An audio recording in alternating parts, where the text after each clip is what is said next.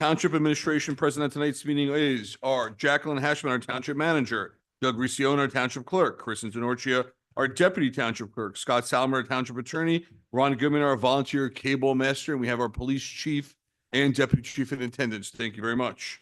For the public's information, we are currently holding a hybrid format meeting. We have people in person and on Zoom.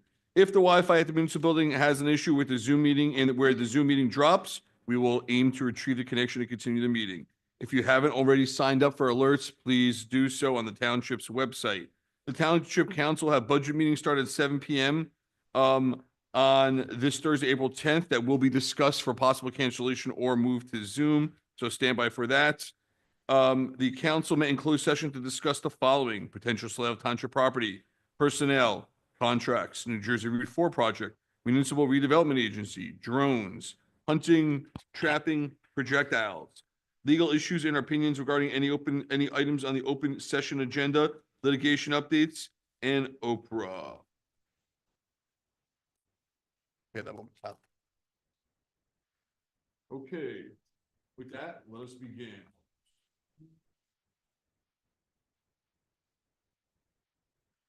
Okay, I think we go right into work session items, old business, right into the 2025 capital improvement budget.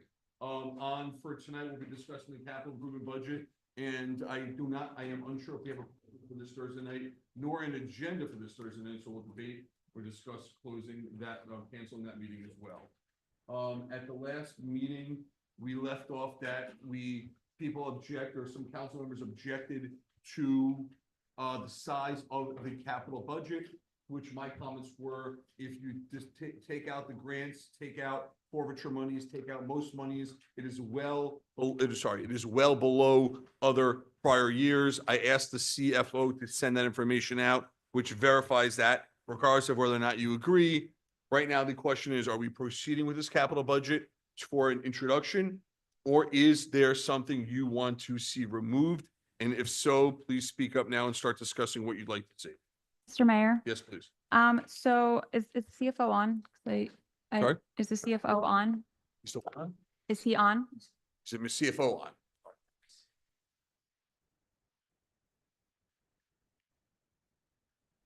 Okay, so while we're waiting, because I'm gonna need him, and I do think that we should meet. But I started going through the capital improvements against some of the open bond ordinances that we have. For example, the Phelps Park splash pad was bonded, and authorization for the bond was done in 2019. I wasn't on council yet, but you did vote for it. Also, the entire DPW piece, the 500,000 there, and the 450,000 for traffic lights. There is room in the 2021 and 2023, I believe, and there was some room in 2024. But I think that we don't have to not do anything. I just think that there's already funding, so why should we take out an additional credit authorization for the next 13 years when there's already been an authorization for? And I believe there was also, I just looked at it, there was some also existing money that wasn't spent from the same three existing bonds for the police and fire equipment to some degree. I think it was $350,000. And I did try calling the CFO earlier to go through the ordinances with him, but we were playing phone tag. So would you mind repeating so we can make a note with which one you were on the 2025, which ones you referred to? So all of DPW can be covered through an existing bond ordinance. You're referring to the public works equipment? Yes. Okay, so it's 500,000 on the public work, and you're okay. We're going to get the CFO on the phone and Steve. Right. Then the half of the, where is it? Oh, the traffic lights up to code, $250,000. Oh, the 450. Right. So you can have that. Okay. The Phelps Park splash pad was on the 2019 capital improvement budget and on the bond already. So why it's on there again? I don't know, but that's okay off. And I didn't. I started seeing some room for some of the police and fire, but that was kind of where I needed to I needed another day to talk Okay. to him, but my point is that there's a room, and I'm happy to, get on the phone with the CFO, and go through this, but I found, I think it's over $2 million at the very least of stuff that's already there. Why should we bond for more I when see we, 1.25, I assume without the police? I know the police had, I think it was 350. And I didn't get a chance to look at the roads, so I want to do some more Understood. digging, but my point is that I You need did more time. find, I need more time with the CFO specifically. I understand. Okay, so the Well, I think question, it's more than that, it's more but yes. detailed. I totally understand if we have to push this off or to save $1 million or if he disagrees, healthy conversation. Moving on to anyone else before we go back to this or put this to the side, go offline. Anyone else? Well, what would be Scott, what would be the procedure if we wanted to then introduce, and what would be the timeline? You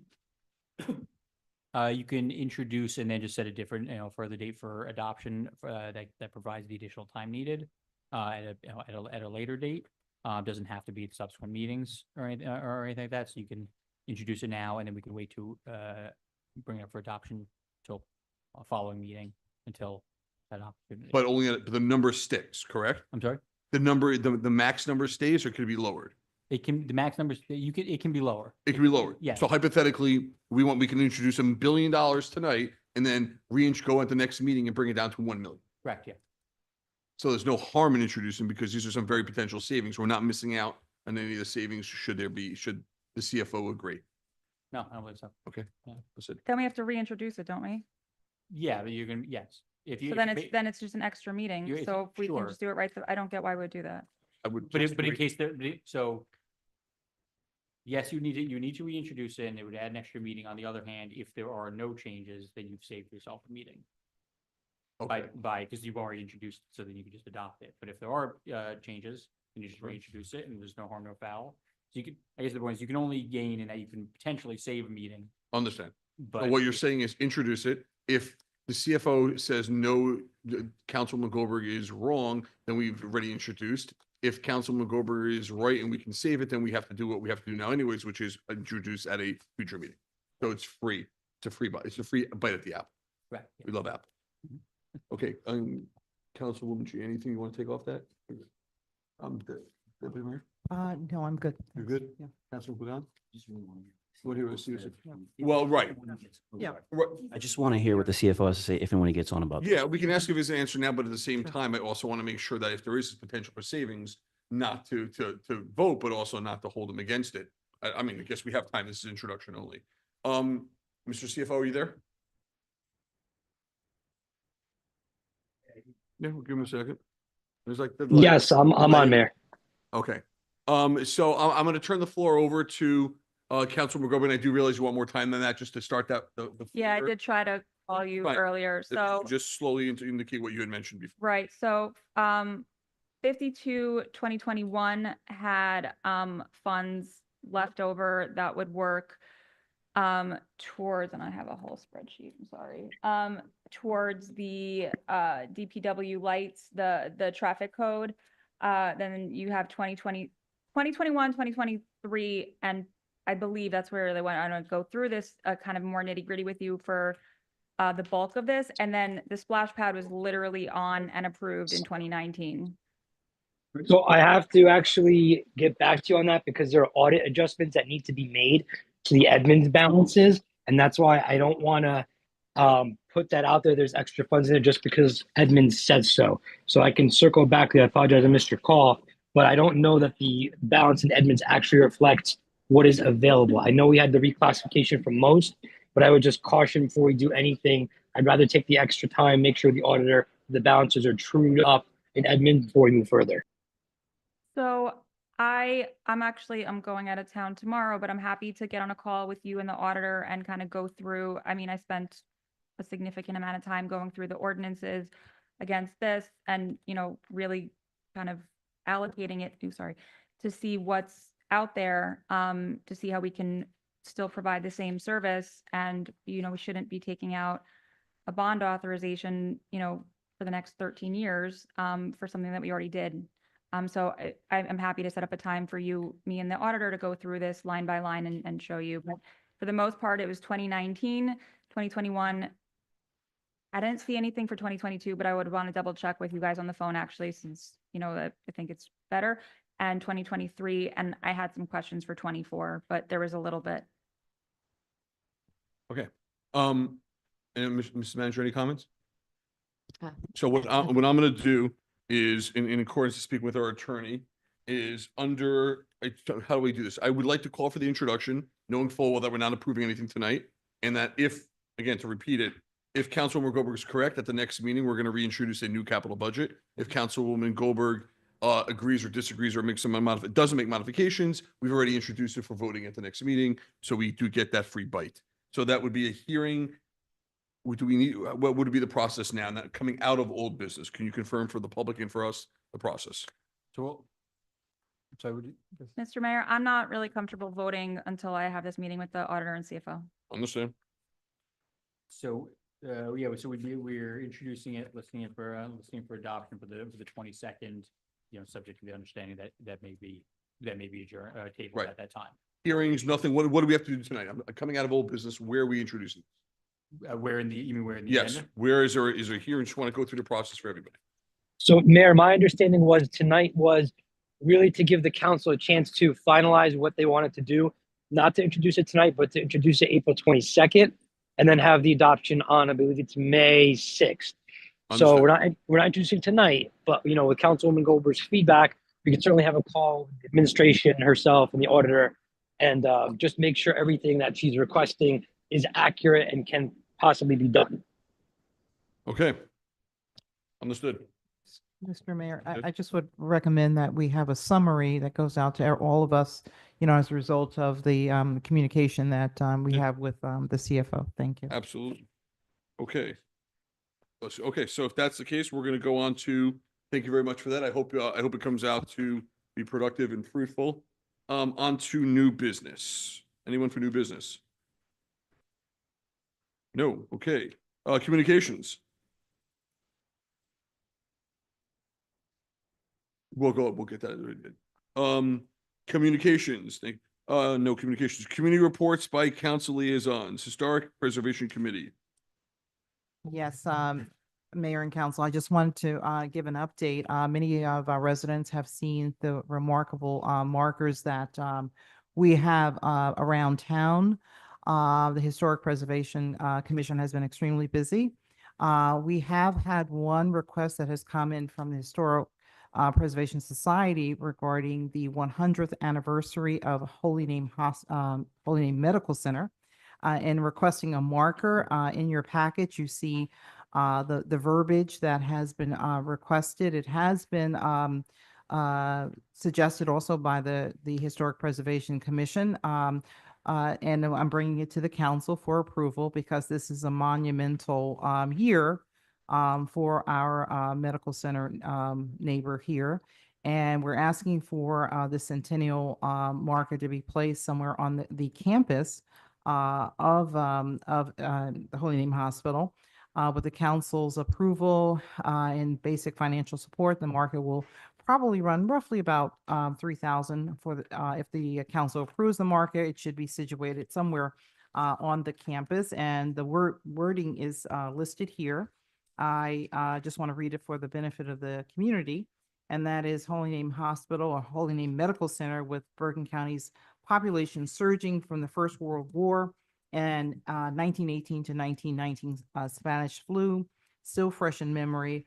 Mother General Agatha Brown of the Sisters of St. Joseph of Peace partnered with the physicians Frank C. McCormick and George P. Pitkin to establish a hospital in Teaneck. The 16-acre site selected at the southwest corner of Cedar Lane and Teaneck Road has been the homestead of William Walter Phelps, the township's pioneering landholder. Holy Name Hospital, a 4-story, 115 bed red bricks institution surrounded by pastoral lawns, opened on October 4th, 1925. Its acclaimed School of Nursing with an initial class of 13 women was launched concurrently. What would become known as Holy Name Medical Center, part of the Holy Name Health System, has been a leader in patient care.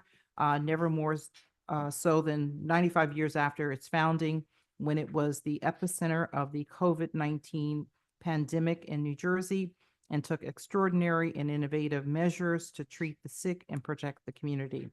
Holy Name's legacy of outstanding, compassionate care continues as it stands poised and prepared for the next century. So that's what would be on the marker.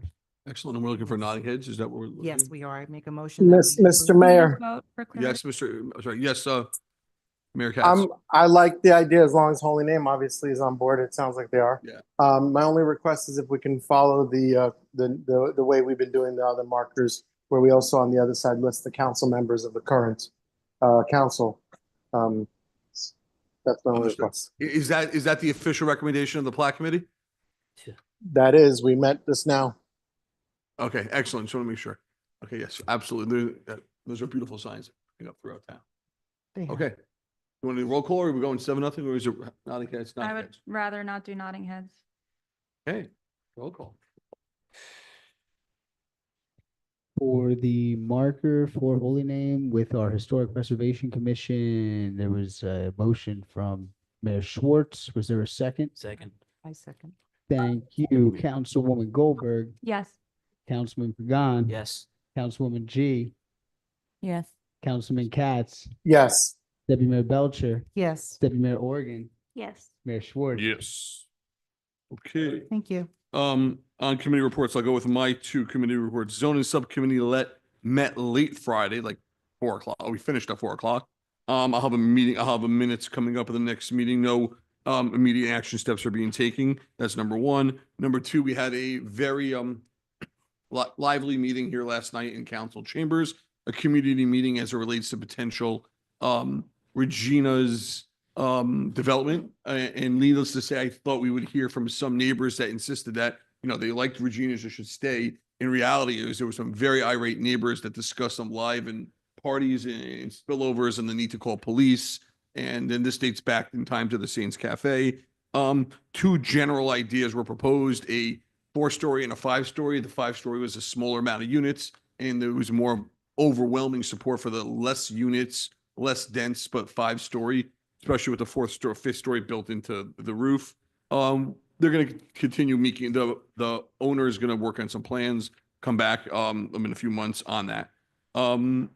Secondly, tomorrow night, Cedar Lane Manager Group is meeting. There is dinner. It's open to the public, 6:30 p.m. on Cedar Lane. Please join us. Anyone else in committees? Mr. Mayor, Mayor, the Social Services Advisory Board had their first meeting last week, and it's their first meeting in over a year. And it was a good meeting. They had a lot of questions about the Hyatt Fund, how much was in the Hyatt Fund, how the Hyatt Fund had been used in the past to help people. And they have a lot of questions about how it could use to help more people going forward in terms of how many federal cuts are coming down. So the CFO and the manager are working on a memo for the members so that they can figure some stuff out. And once we get that, if anyone's interested, I'm happy to share it with y'all. excellent. Mr. Mayor, Yes, sir. just so for council to know, for years, the Hyatt Fund was only using the interest. And that was really what was being used to help social services. And then at one point, I think when interest rates were like maybe very low, then they decided to go cut into the principal. I don't know what's left there anymore. I'm sure the CFO does. Excellent. We'll spend it. Over $300,000. How much? Over $300,000. Originally, 300,000. No, still to the state. Under 6%? Don't touch that money. Yeah, please Okay. bear in mind, it's to help folks. Yeah. Deputy Mayor. Yeah, I just wanted to mention a couple quick things that historic preservation, we have an interactive map. So just want to remind the community that it is available on our website to take a look and so forth.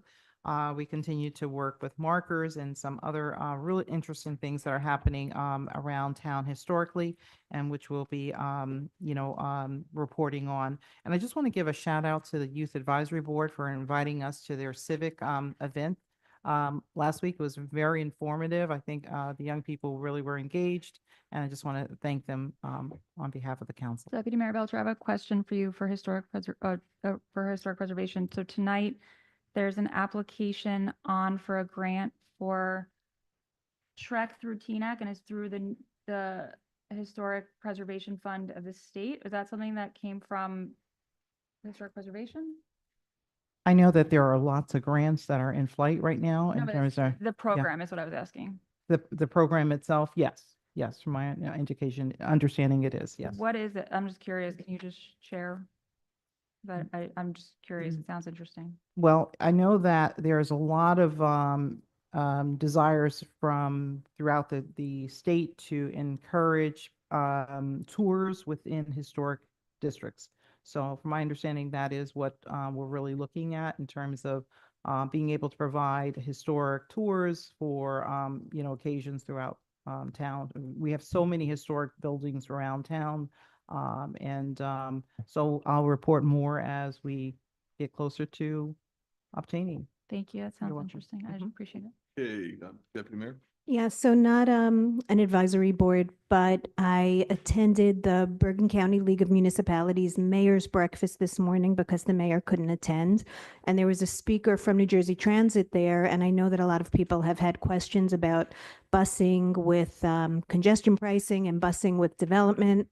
And just some facts that he gave, New Jersey Transit does have 208 articulated buses coming online. Those are the buses with the accordion in the middle. They have 20 electric buses coming, and there will be a new bus depot in Ridgefield Park. Port Authority in New York is kicking off a 10-year construction project, so it'll take a while, but we'll hopefully be able to accommodate the busing.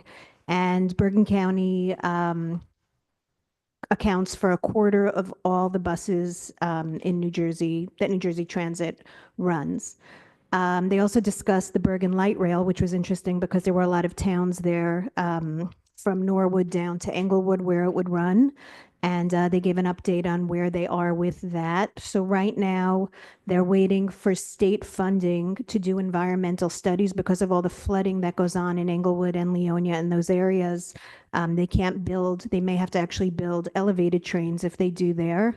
So they're waiting for state funding for environmental studies, and then they would need federal funding going forward from there. The name of the person in charge is Paul Wyckoff, and he said as development in town or the needs of the town change, we should feel free to reach out to him. So it was really informative. What else? Committees.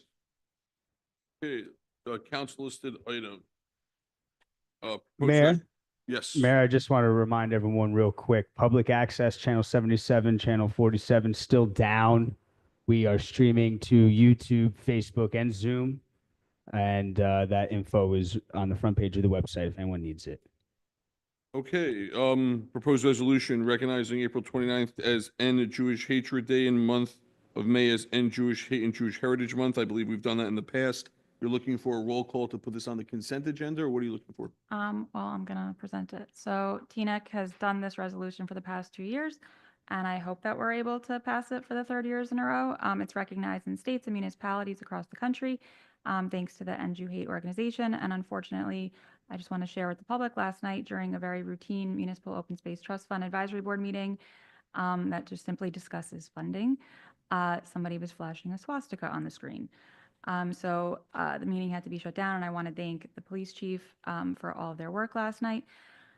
But I think it's important. You can't outlaw what's in people's hearts. You can't refuse to be silent, and that's the most powerful weapon we have. So just like we do every year, I'm going to read it.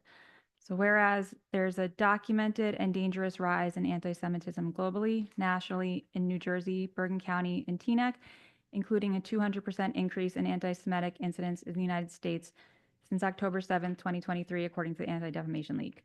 Whereas anti-Semitism is not limited to physical acts, but includes rhetoric, social behavior, academic norms, political speech, social media content that perpetuates the dehumanization, conspiracy theories, and discrimination against Jews.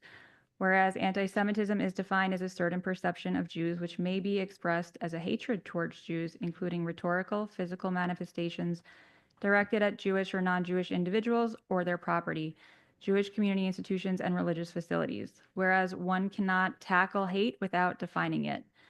Whereas Teaneck's Jewish community is diverse in their beliefs and traditions and is comprised of individuals of all denominations and backgrounds, including Reform, Conservative, Orthodox, and secular Jews, reminding us that Jewish identity is not defined by one's level of observance or affiliation, but an unbroken peoplehood that transcends labels and unites generations. Whereas anti-Semitic expression may include justifying violence against Jews, promoting the myths of Jewish control over the media or government, denying the Holocaust, questioning Jewish loyalty to their country, or holding Jews collectively responsible for the actions of the State of Israel. Whereas data published by the ADL Center for Anti-Semitism Research in February 2024 shows that the average number of anti-Jewish tropes believed by Americans has increased, with nearly 1 in 4 Americans now agreeing with 6 or more classic anti-Semitic beliefs, and that conspiracy theories, social dominance, and simplistic oppressor versus oppressed worldviews are strongly correlated with anti-Semitic attitudes. Whereas the ADL reports that Teaneck has experienced at least 20 documented anti-Semitic incidences in 24, including an assault on a Jewish school security guard during Purim, mezuzahs repeatedly stolen from Jewish homes, a restaurant defaced for displaying flyers about hostages, death threats on social media targeting Jewish students with Holocaust imagery, death threats to Jewish council members with Holocaust imagery, swastikas etched into private property. And whereas these incidents represent a pattern, not isolated events, they impact Jewish residents' sense of safety, belonging, and equal participation in community life. Whereas the Township of Teaneck supports every resident's right to worship freely, walk safely, and live with dignity regardless of religion, race, or ethnicity. And now therefore be it resolved that the Township Council of Teaneck hereby recognizes for the 3rd year in a row that April 29th is End Jew Hate Day and declares the month of May as Jewish Heritage Month. Be it further resolved that the Township Council of Teaneck unequivocally rejects all form of anti-Semitism. And be it further resolved that the Township Council pledges to work with houses of worship, the Teaneck Public Library, and the Teaneck Board of Education to develop and support significant and sustained programming to educate residents about historic and modern forms of anti-Semitism and actively combat its spread through civic education and cultural dialogue and policy awareness. So I would like to make a motion to move this to the consent Second. agenda. So a motion by Councilman Goldberg, second by Councilman Gunn. Roll call, please. Dale's here, right? Yeah. What do you got? Roll call, please. Councilman Goldberg, Yes. Councilman Pagan. Yes. Councilman G, Yes. Councilman Katz. Me to hold it. Yes. That was a yes from. That was a Councilman yes. Katz. Sorry. Yes, thank you, sir. Gonna mute you again. Deputy Mayor Belcher. Deputy Mayor Organ. Yes. Mayor Schwartz. Yes, and thank you, Councilman Goldberg and Mayor. On consent agenda, resolution 132. Thank you. So I have the next thing too. We have two seemingly close in nature proposed resolutions, so. So the, Let me, I was gonna present mine real quick. yeah, I'm so told you to do that. Okay, thank you. Transparency Subcommittee meetings, council members Goldberg and Pagan. Then 2 created a day before the council meeting. Go ahead, Councilman Goldberg. So this resolution was the product of 6 weeks of discussion, a task force with detailed minutes for the council and public, and most importantly, collaboration and compromise across council. It was passed once and it was repealed in darkness. And tonight I'm simply reintroducing it so that public access, documentation, and open governance aren't left to the whim of whoever holds the majority. It's not complicated. Notice, minutes, recordings, and clarity, and that's what the public expects and deserves. So that it says, so everyone hears it.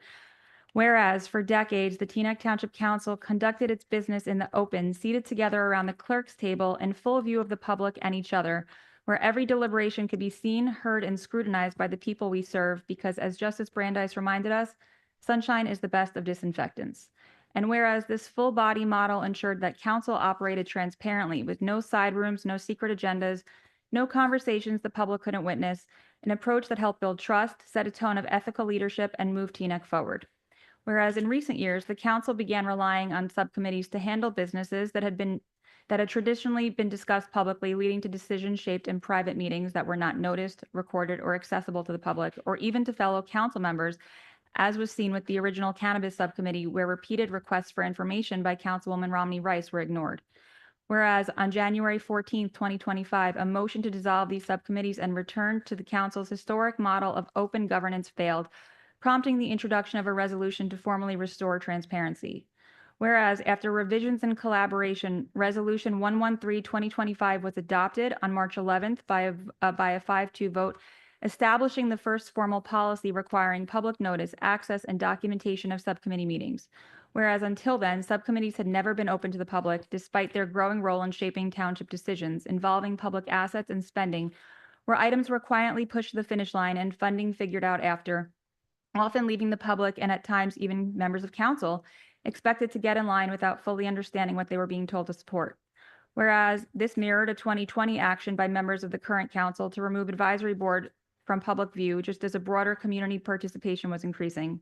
Whereas less than 2 weeks after Resolution 113/2025 passed, it was rescinded at a budget meeting with no public notice, no published text, under the guise of logistics. And whereas transparency delayed is transparency denied, and access to government should not depend on who holds the majority.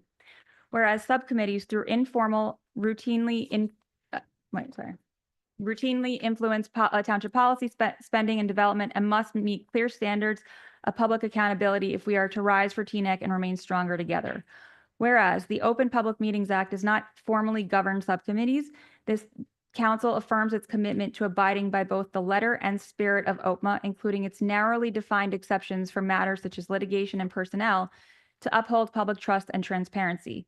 Whereas this resolution affirms that subcommittees shall not engage in contract negotiations, funding decisions, or partnership discussions without notice, documentation, and full council awareness. Whereas modern remote technology makes it easier than ever for the public to access meetings and records. Now therefore be it resolved that the Township Council of the Township of Teaneck, that all council subcommittees shall be reopened to the public, whether the meeting is held in person or via video, unless a closed session is required under the spirit of OPMA. Be it further resolved that notice of all subcommittee meetings, whether open or closed, shall be posted to the township website at least 24 hours in advance and must include date, time, and location, including Zoom login. All agenda items for discussion, a statement clarifying that the subcommittee makes recommendation only, if applicable, a closed session citation referencing the specific OPMA exemption. Be it further resolved that Zoom is strongly encouraged for accessibility and automatic recording, and in-person meetings may be held with proper notice and may take place in the manager's conference room with a Zoom link provided for public viewing. If a recording cannot be made due to technical failure, the meeting remains valid as long as the minutes are taken and submitted. Format may vary, but transparency must remain consistent. Be it further resolved that all open meetings must be recorded, audio or video, and posted to the township website within 5 days. Closed meetings must be recorded and made available to the full council within 5 days and may not be released to the public unless authorized in writing by the township attorney. Be it further resolved that any subcommittee member may take minutes, and minutes must include time, location of the meeting, names of all individuals present, including council members, township staff, and invited participants, third parties, but not limited to developers and their counsel, vendors, consultants, attorneys, nonprofit representatives, including board members, applicants, and any outside individuals or entities involved in the discussion. A summary of the discussion and any recommendations should be made for the council consideration. Be it further resolved that if no recording is made, minutes must be distributed to council members within 10 days. Minutes and recordings of open meetings must be posted within 15 days, and minutes of closed meetings must be shared with the full council, but not released publicly as authorized by the attorney. Be it further resolved, this resolution shall take effect immediately. I so move. Second. Okay, any conversation on that?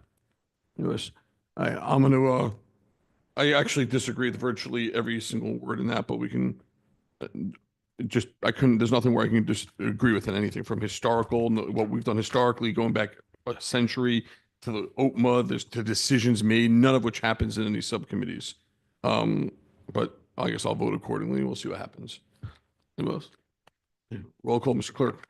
There was a first from Councilman Goldberg, a second from Councilman Pagan. Councilman Goldberg, Yes. Councilman Pagan, Yes. Councilwoman G, No. Councilman Katz, No. Deputy Mayor Belcher, No. Deputy Mayor Organ, No. Mayor Schwartz. No. Next, proposed resolution, expanded transparency in Township Council Subcommittee meetings, Deputy Mayors Belcher and Organ, and Councilwoman G. Do you need us to read that, Is there a Mr. copy? Clerk? Yeah, I think it's reading. Yeah. You want to read it? Okay. Yeah, let's go ahead and read it. Yeah. 22. 22. We took that resolution and made it something that the town could work with, that the council could work with, that the clerk could work with, the manager could work with, without impeding the business of the town. Yeah, I just want to add that we are very much committed to transparency. The previous version just did not logistically work. We had an affordable housing meeting deadline, for example, where the previous version did not allow them to set up a meeting that was required in order to discuss the affordable housing meeting. So it's just one example of how it didn't work. So I'm just going to read this proposed resolution. Whereas the Township of Teaneck believes that transparency and public access to governmental proceedings is essential to good governance and community trust, and whereas Township Council subcommittees play a vital role in discussing and developing policy recommendations for the Township Council, and whereas ensuring that subcommittee meetings are properly noticed, documented, and open to the public strengthens accountability and public engagement. Now therefore be it resolved that when a subcommittee of the Township Committee schedules a meeting, the Township Clerk shall advertise said meeting on the Township website and social media as soon as possible. All such subcommittee meetings shall be open to the public via Zoom or other similar streaming software. Members of the public shall be able to watch but not comment. All open portions of the meeting shall be recorded and preserved on the Township website or through a service such as YouTube. Meeting of the personnel subcommittee shall not be open to the public. All subcommittees shall be entitled to go into closed or executive session without the public present to discuss negotiations, legal matters, or other confidential information as the subcommittee deems appropriate. The work of all subcommittees and the work of the township cannot be impeded. Each subcommittee by and through their council liaison shall be required to provide an oral report at the next meeting of the Township Council. This resolution shall be published in the township's official newspaper as required by law within 10 days of its passage. Any comments on this? I just have one, something to add. There is nothing nefarious that went into this. So we came together and we know the importance of transparency. We know any meeting that I am involved with on a subcommittee or sharing anything is open to anyone that wants to come. We are just trying to not impede the management of our township. So when it comes to our town manager and our clerk's office needing to do things in an expedited way, we want to ensure that we do not tie their hands. So we are 100% without a doubt in favor of transparency. Anyone can sit in on any meeting that I'm involved with. I have no problems with that. And we would ensure that after the meeting, because we're asking that we leverage our technology like Zoom, and we're recording meetings. If you can't make the meeting, you can go back and view the meeting because the clerk's office is going to post it on the website. So there is 100% total transparency when it comes to governing. Thank you. Mr. Mayor? Yes. What exactly are subcommittees negotiating and what are they hiding? They can't approve any contracts. They can't authorize spending. They don't speak for the township unless the council votes to give them power. So what exactly is being negotiated behind closed doors? Okay, I can answer that. Can I try Please. to- You chaired the cannabis subcommittee. Mhm. So were you hiding anything in No, we chairing had the that? first open meeting. Okay. What, was there anything being hidden or was there anything nefarious happening? Nope, we had a Okay. forum and we had the first open meeting and then we got rid of it. Exactly. And that's what is happening for the other subcommittees that And as thing as it relates to, from a zoning point of view, we have got contract vendees coming here saying, hey, for example, we had actually one on Friday afternoon where about a year and a half ago, we said, if you purchase that property next door, come back to us. He's now not under contract yet, but he has an offer. And we do this all the time in the sub-zoning committee. So if that's entirely open to the public, that's going to hurt negotiations between owners, developers, sellers, and buyers. So just to give a further example on that. Now, again, if it were up to me, none of this would be open. I mean, my comments to yours is the same comments here. It's something that's worked for me, worked for this town for 126 years. And so that I'm totally fine with what the way we've been doing it. Right, well, you can close it at any point. So I just want to just say that this isn't transparency. Actually, I think it's a smokescreen and it's not a theoretical smokescreen either. So I'll just use an example. On February 11th, this council approved a use and occupancy agreement with the Teaneck Swim Club, but the financial terms of that deal, including the over $10,000 in insurance and audit costs and bondholder discounts and staffing plans, weren't discussed with the public. They weren't itemized in any budgets. They weren't disclosed to the council before the deal was finalized. And there was an ordinance to pass fees in the recreation department, but those were set by the swim club committee, negotiated off the record, off the camera, outside the public eye. So let's just be honest with the public, because now they're really paying attention. This resolution wasn't written to protect transparency. It was written to allow the people who repealed it to keep operating in the dark. So we're covering private liabilities, subsidizing operations, and locking ourselves into a financial structure the public or the governing body, which is the biggest, I think, issue here, never got to see. So now the public can see that the deal was made behind closed doors, and the cost will show up when they get their tax bill. I oppose this going on the consent agenda. The swim club meetings were run by the manager, assistant manager with the DPW, as well as the rec department, and anything was passed thereafter by the full council. The way it is, the way Also, it was a wonderful speech, but we didn't know until we got in the door how much work the swim club required. It was what it was. Council decided to take it over. It's in the best interest of the town to have a much bigger pool right now. The first year is going to take more work than others to bring up to code, but there was no smoke screen, and we need to stop with the drama. well, I mean, it's a I little actually bit. have seen emails that say otherwise. Okay. I think it's also a little bit disingenuous that you were recused from the swim club for various reasons, and now perhaps it didn't go the way you liked. And now that you're not recused anymore because the swim club is, for all intents and purposes, dissolved. So now you're upset about it. I get you're upset about it, and that's where we all vote. Everyone has their own vote. And Can it'll I be make a great for the motion town. to move this resolution to the consent agenda? Yes. Second. So roll call, please. On the motion, I'm sorry. Yeah, the motion to move this to the consent agenda. No, I know. Oh, Can I just make comment before? oh, on I'm the sorry. motion? I didn't hear. Yes. Yeah. So I happen to be of the same school of thought as the mayor. I personally don't feel any of this is necessary. I think that the whole point of a subcommittee is to try to do some work, bring it to the council, and then make it public, and be as transparent as as possible without compromising the work that's being done on the side. Like the negotiations that was mentioned earlier. But with that said, I'm supporting the ordinance. I'm just wondering, since we don't know what we don't know, does it make sense to put a caveat at the very end saying that some of these terms could be waived, by the manager, but then she must notice the council within days of waiving? Like if an emergency meeting shows up or something happens and she needs to bring 2 council members, I mean, I just floating that idea. If not, I'm okay with it the way it is.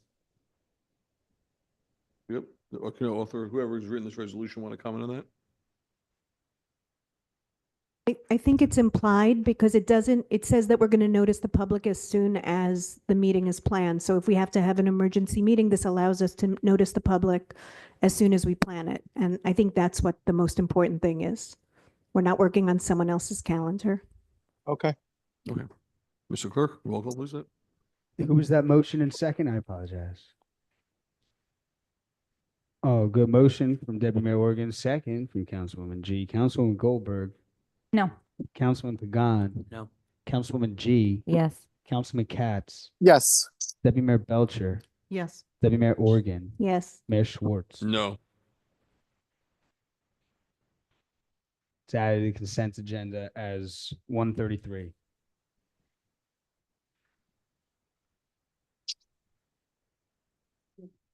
Moving on. Township Managers Report. Thank you, Mayor, and good evening, Council and Township residents. I would like to start my report this evening by welcoming our Police Chief Andrew McGurr and Deputy Chief Seth Kriegel from the Teaneck Police Department. The department has just launched the Blue Envelope Program, which helps law enforcement identify someone who has autism, who may have difficulty clearly expressing themselves during police encounters. Deputy Chief Kriegel, if you could please come up and give us a little summary about this program. Thank you. Good evening, everyone. I want to thank the manager and the council for giving me the opportunity to speak about the Blue Envelope Program. And also, I want to start by just giving a shout out to our Community Policing Bureau under the direction of Lieutenant Dan D'Alessio for implementing this program with our department.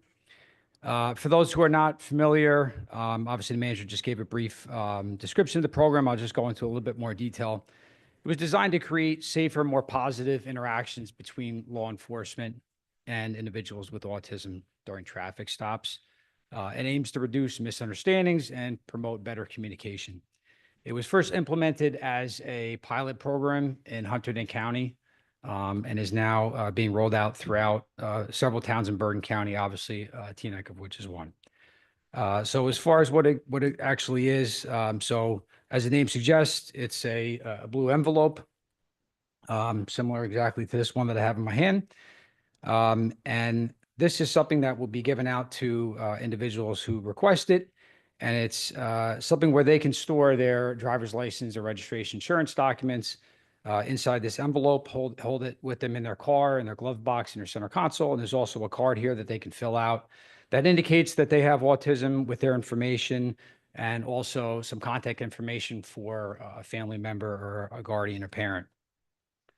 In addition to storing those documents, it provides reminders for these drivers about what they can expect during a motor vehicle stop. So, the fact that an officer might be shining the light into their vehicle, that they should keep their hands on the steering wheel, that they shouldn't make any sudden movements or exit the vehicle without permission from the officer, which is actually just generally good guidance for any drivers.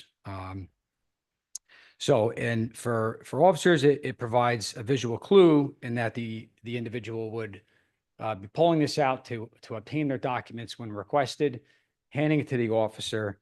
And there's actually some tips on the envelope for officers to remind them, to encourage them to be patient and use simple language, give some extra time to the driver to process information. So we believe that this will help to reduce the stress and the anxiety for autistic individuals during traffic stops, and hopefully, as I said earlier, prevent some misunderstandings and potentially volatile situations.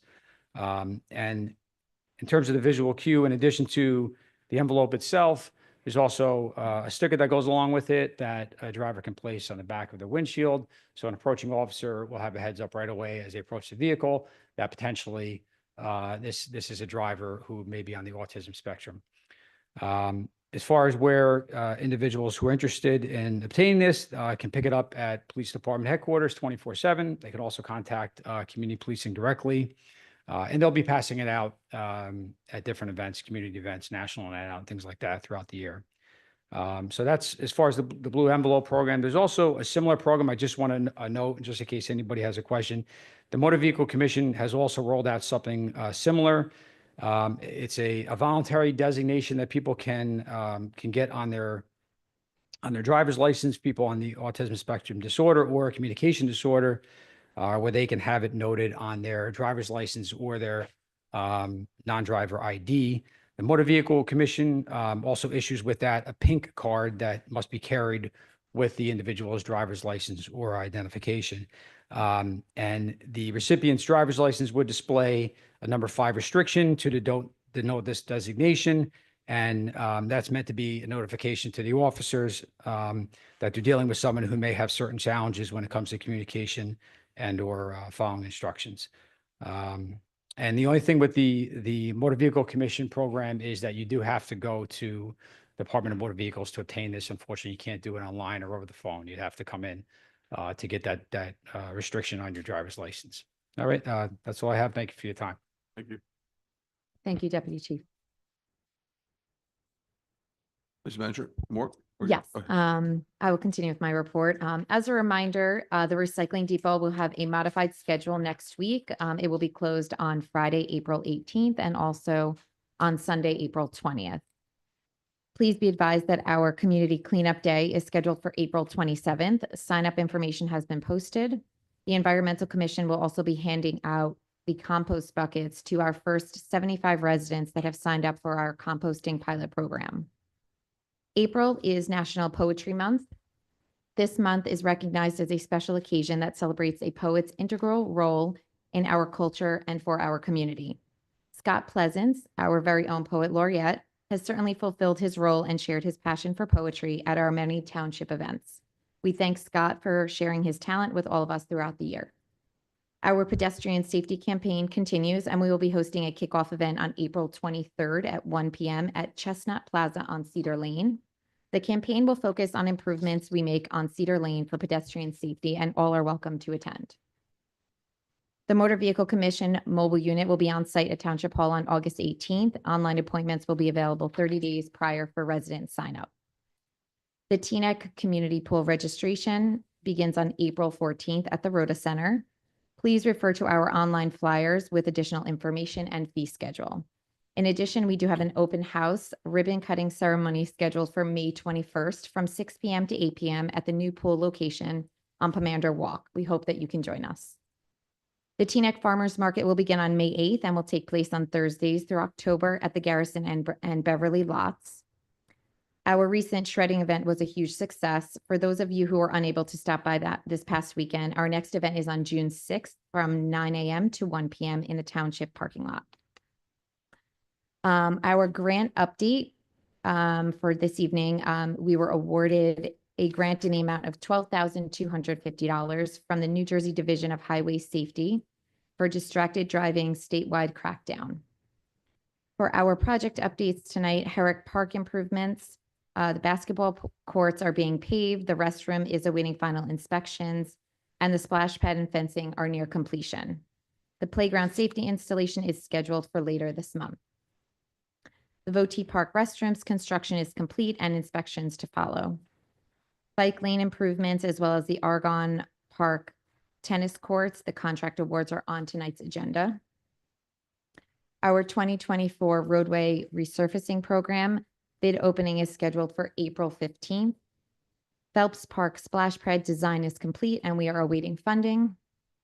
Andreas Park pickleball courts construction has completed the paving, and next we will be beginning the surface painting. This will be completed by next month. Our Belle Ave drainage project and our detention tanks, the design work is complete and a community meeting is going to be planned for the first week of May. Our Belle Ave urban rain garden is undergoing geotechnical testing this month. And our pedestrian bridge over CXS, we are awaiting an agreement between CSX and the township for design review and construction activities. Friendly reminder to sign up for township alerts on the front page of our website. Wishing all that celebrate a happy Passover and a happy Easter. Thank you, Mayor. That's all I have. Thank you very much. Mr. Wait, Attorney? Jackie, I had a question for the manager. When we first got on, we used to get an email with kind of like the grant reports. I think it was like once a month. Oh, That yes. was very Mhm. helpful. Can we get Sure, that again? I can forward that to council. Thank you. All right, Mr. Attorney, any report from you? Other than a lengthy closed session one? Scott, any report? No. Okay. Formal meeting items. Our public hearing on the 2025 Bergen County Open Space application for Phelps Park Tennis Court Restoration, which is resolution 120 of 2024. Mrs. Manager, the courts are closed. Is this relating to the courts are closed, or this is more long-term? Oh, yes, this is related to the courts. Right now, we are going to have the DPW resurface them, so they're open for this season, but we're applying for a grant so we can do full restoration next year, Got it. When do you anticipate them reopening for the season with the repair? hopefully in a couple weeks. I'm hoping by Couple end of weeks. May. Okay. Is there a hearing? We have a hearing? Anyone else in the public like to speak about the Phelps Park tennis? Again, just to clarify, this is a public hearing on only resolution 120-2025 on tonight's consent agenda about a grant application. Okay. Councilman Stone. Alan Stone, Teaneck resident. Of course. It's, again, it's obvious that we have to have a hearing, but again, we have been systematically shortchanged on these grants. We need to be applying for them. We need to be making sure that we're getting our fair share. We need to be taking care of these courts. This is a no-brainer. Let's go for this. And again, let's make sure that we are systematically taking care of our needs and making sure that we're getting our fair share of what goes to the 69 other municipalities in the county. Thank you very much. Thank you. Mr. Clerk, is anyone on Zoom before we close the hearing?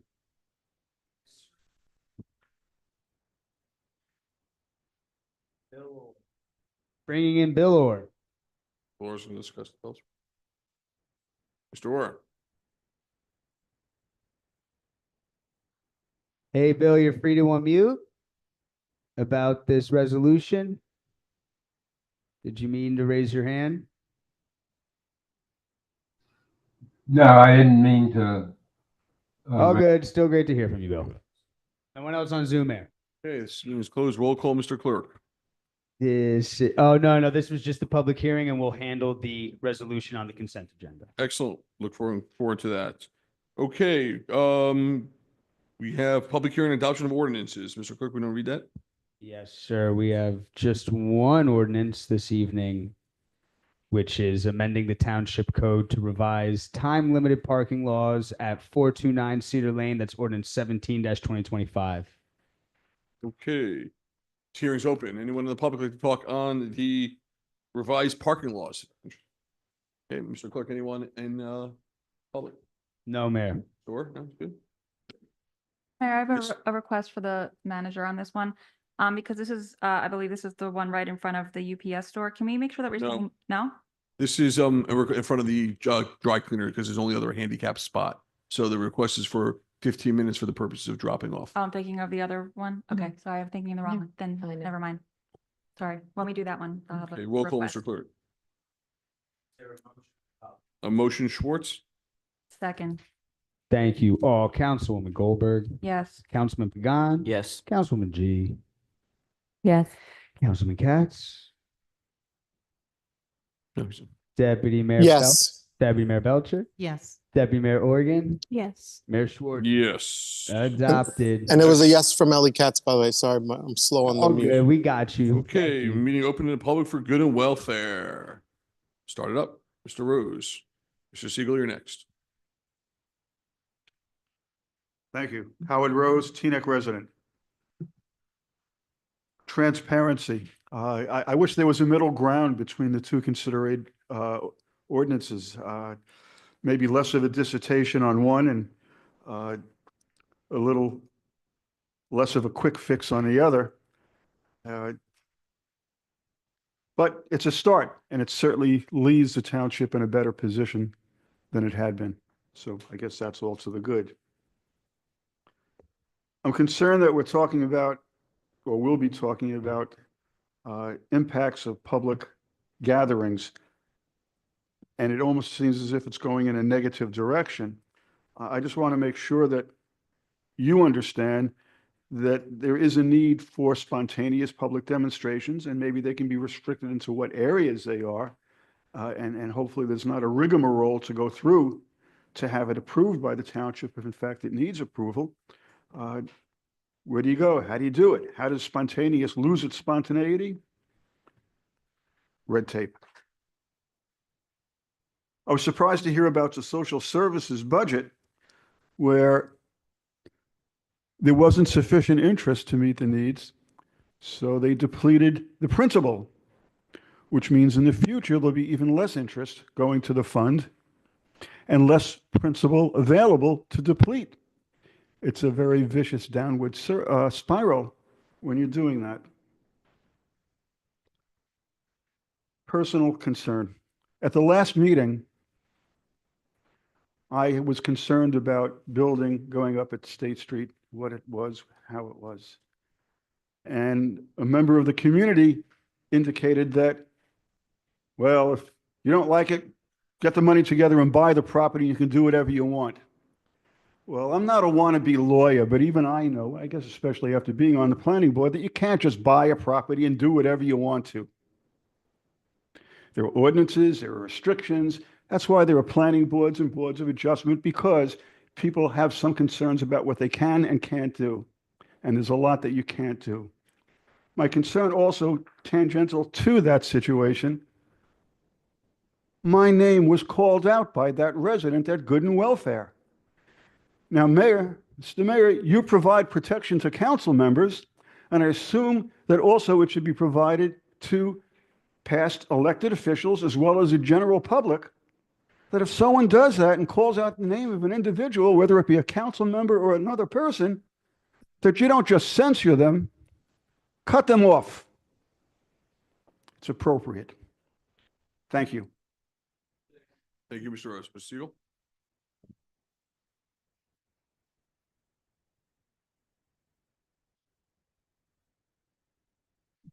Good evening, Rich Siegel, 25-year homeowner here in Teaneck. I brought a visual aid tonight.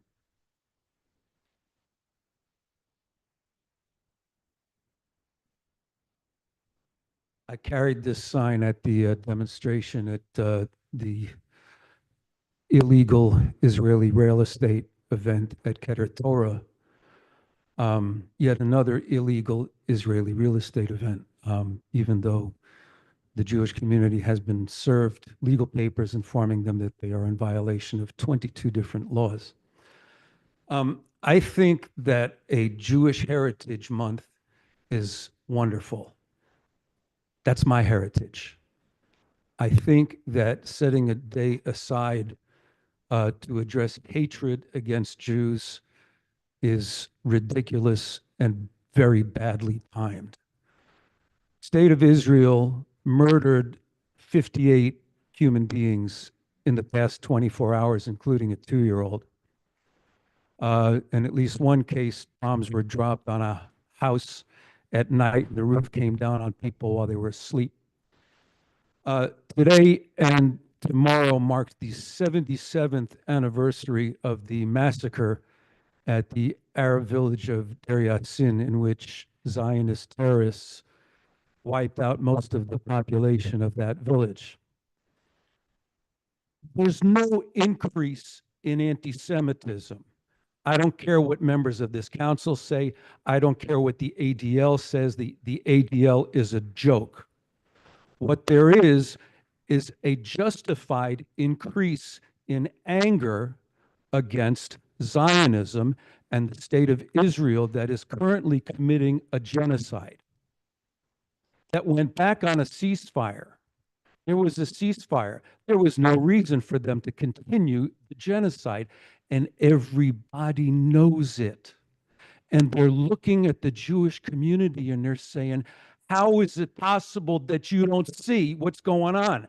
How is it possible that being survivors of a Holocaust yourself, that you don't see that another Holocaust is being committed by a country that claims to represent you, and it doesn't represent me?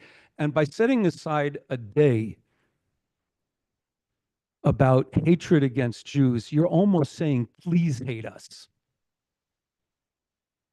You're making things dangerous for me. And I don't support that goddamn country that's committing genocide. And neither should any of you. Thank you for letting me speak. Thank you, Mr. Siegel. Anybody else like to speak? Mr. Vatsky, anybody else? Okay.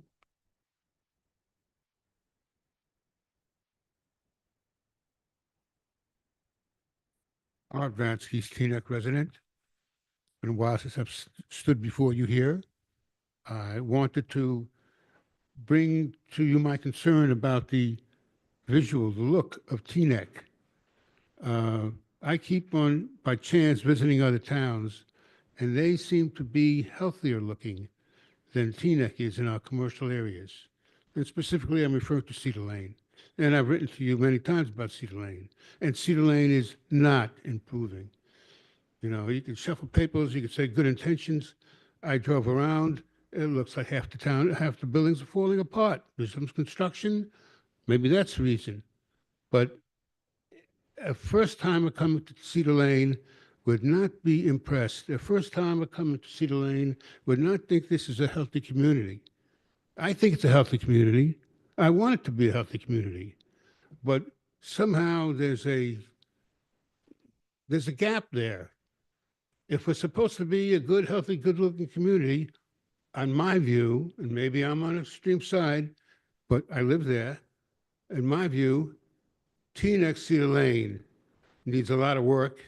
I've been doing this for 2 years now, asking you to get serious about it, to take action on it. I want to see on the street. I want to see the street. I want to see improvements, and I want to see trip hazards removed. I think you're gambling with people getting injured because of we've disregarded obstacles that people with don't have full mobility tend to get caught up. And there's a lot of those people here in Teaneck. None of you are on that committee, though. None of you have tried to walk up and down Cedar Lane with a cane. None of you try to get by to your doctor and whatever you go. Okay? It's not safe, it's not clear, it's not professional, it's not well done enough. I can get off on a story on this, but I do it too often. I have to pick up litter every time I walk to Cedar Lane. We can't have a litter campaign. We can't get our merchants to pick up after themselves. Are you afraid of the merchants? Are you afraid to ask them to pick up and clean up in the front of their property? I'm not afraid of that. They're disrespecting the people of Teaneck by letting the litter collect in front of their properties. I'm surprised you find it acceptable. Thank you, Ms. Vatsky. So,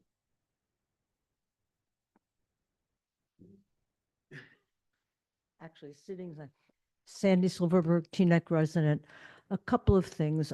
First of all, I wanted to thank you for last night's information session. I was listening to it on Zoom. And one of the issues that came up was pedestrian safety. There are lots of areas in the town where it's just not safe for pedestrians. The lights are too short for people to cross. But then I was also thinking that pedestrians, as well as motorists, have a responsibility. How many times do I see somebody crossing when there's a legitimate crosswalk, maybe 15 feet away, but they're crossing outside of the crosswalk? So I think maybe there has to be a little bit of balance. Not only do the motorists have to start paying more attention, me included, but the pedestrians also have to be reminded that you should really cross at the crosswalk. Those are the only protected areas. That's first. Second, I'm a little bit troubled by the ordinances that are passing that appear negative to me, that instead of supporting understanding and celebrating various heritage, to end hate, which I think we believe should be ended toward all kinds of groups, ending hate against AAIP, against Native Americans, against Hispanic, et cetera, et cetera, et cetera. I would much rather see ordinances that speak to celebration and to positive education about one heritage and another. I actually don't believe in any of it. I wish we had none of these ethnic and race, which is a concept I don't believe in, ghettos, I call them, so that we do something in February for this group, and then we never have to consider them again. We do something for this group, and we never have to consider them again. I would like to see everything integrated all at once and just celebrate our humanity. But I'm also realistic enough to know that that's not likely to happen. So I hope that we can be more positive about what we do and relegate hatred to where it belongs. Hatred just isn't tolerated in Teaneck, period, end of sentence. Thank you. thank you, Sandy. Anybody else? Okay, Alan, and then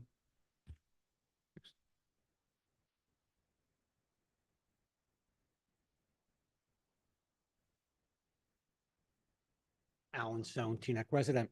I was here on March 11th when the original subcommittee transparency resolution was passed. I was very, very glad to see that after weeks and weeks and weeks of work and a lot of effort to come together as a council, after a task force was formed to deal with the subcommittee resolution, that this council came together and passed a resolution that genuinely opened subcommittees. I was looking forward to attend. I was looking forward to have the opportunity to hear what goes on. I thought this was a gigantic step forward. I was also one of about 3 people, it might have been 4, who were in the audience at a budget meeting just about 10 days later. There was nothing on the agenda indicating that anything would be discussed. It could have been added to the agenda. It wasn't. It's unfortunately perfectly legal and not transparent, but that's what was done. There was no public input. There was no public discussion. This was a meeting that most residents were not either in attendance and couldn't see on the usual channels. There was no opportunity for any public discussion. This was a gigantic step backwards. Shortly after that was passed, I sent the entire council an email saying, if, as was discussed, the issue was getting adequate public notice and getting the public listing, I would like to attend the meetings that are forthcoming. Deputy Mayor Belcher, you had indicated that the issue was that you would welcome people. I had sent this, it went to all 7 council members, and the only response I got was basically a form letter, thank you for your email from the mayor. I think this is really disappointing. I think that the resolution that is going to be passed tonight is really a watered down resolution. I think it takes a gigantic step backwards. I think it has the appearance of being about transparency, but it's not. The one thing that I think is a gigantic positive is I think that in the spirit of collaboration, it was really remarkable to see that Councilwoman Goldberg was able to get your vote, Mayor Schwartz, against that resolution.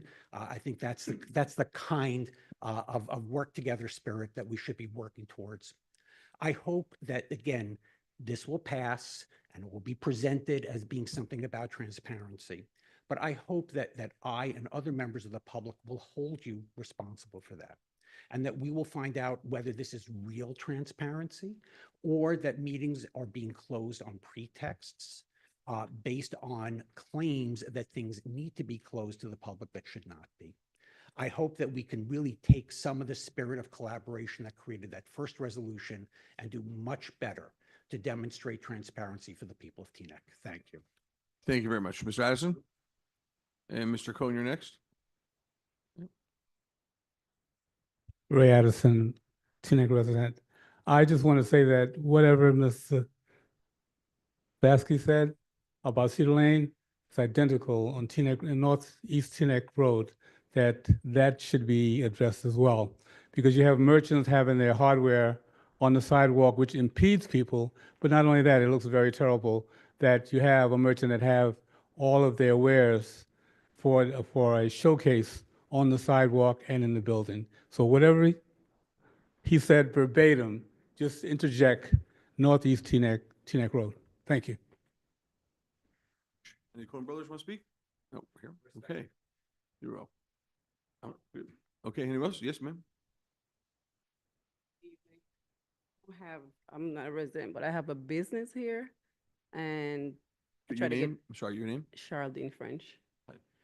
Try to get parking. We don't have any parking up by Amsterdam because they changed. Amsterdam, we used to park on there. We can't park there anymore. We don't have anywhere to park. So I came by today to get parking for resident. She told me I can't get resident parking because I'm not a resident, but I have a business there. So I don't know where to park. And I can't pay for parking, so I don't know what to do. Okay. We'll discuss that afterwards when the clerk, do you have a card? Yep.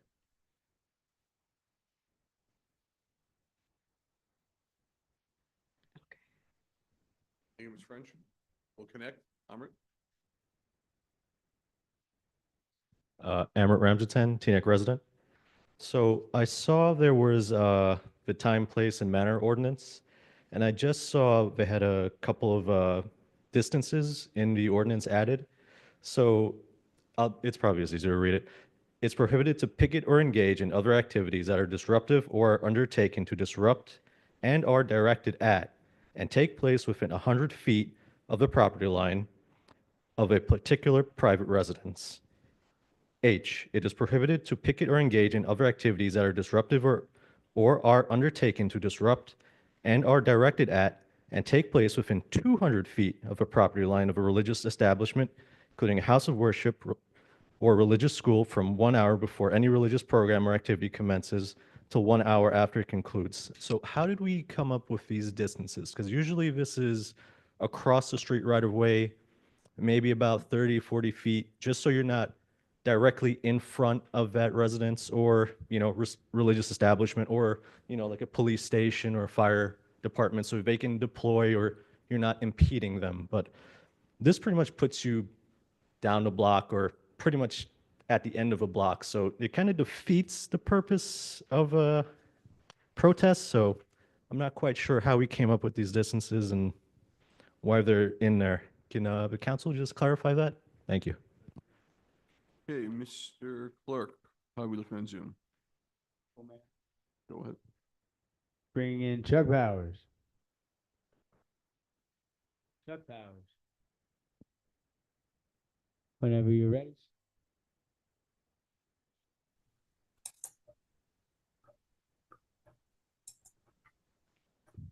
You're on mute. You got 3 minutes, sir. I don't see myself. Is there some reason for that? We see you great. Oh, great. Okay. I want to follow on a number of things that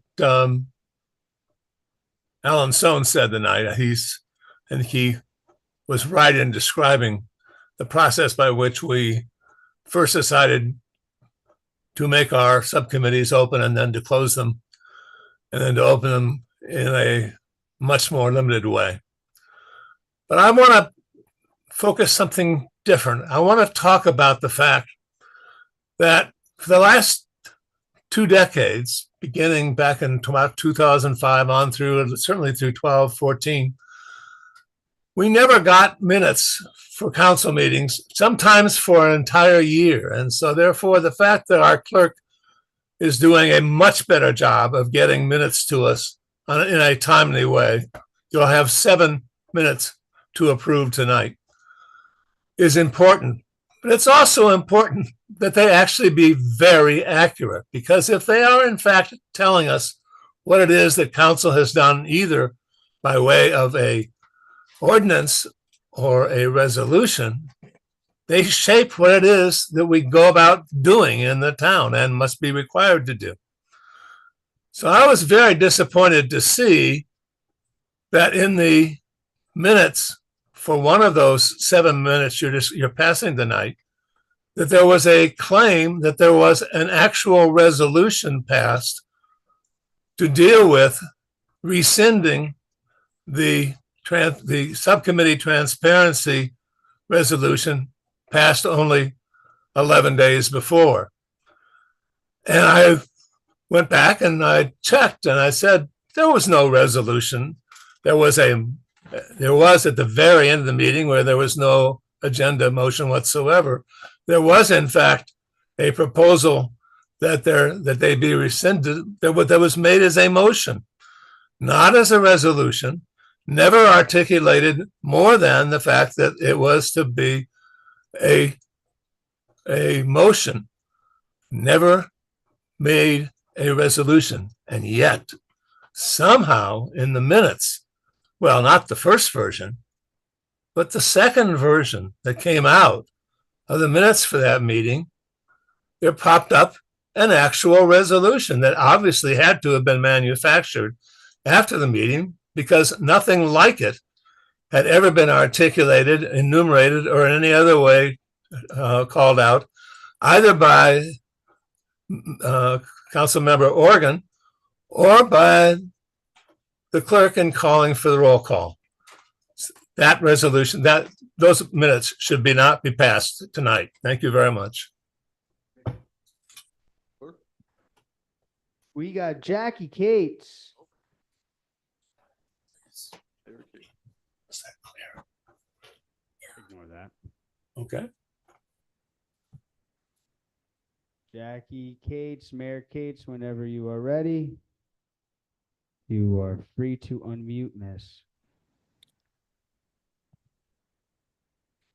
Okay. There she is. Hello, everyone. Thank you very much for the opportunity to say a few words. You've been dealing with a lot of heady stuff tonight, and I find myself feeling very emotional. The council obviously has a great deal to handle.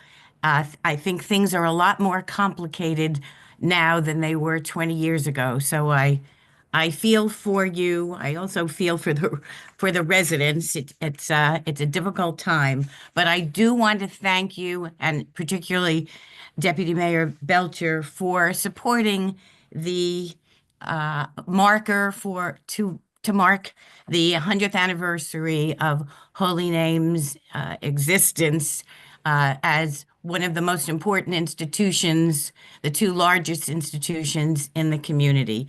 Holy Name has really made a difference, and I know that the administration is very gratified that the council would even consider this. So thank you very much. As long as I'm speaking, I just want to echo Art Vatsky and Sandy regarding the importance of pedestrian safety in Teaneck. I still spend a lot of time there, but on behalf of older adults, and what helps older adults helps everybody else as well. There are numbers of trip hazards, and you probably remember that the county added 3 seconds to the four-way crossing at Cedar Lane and Garrison Avenue. Those 3 seconds made a big difference. It doesn't sound like it would, but people didn't have to rush across the street. There may be other areas where the town or the county can add a few seconds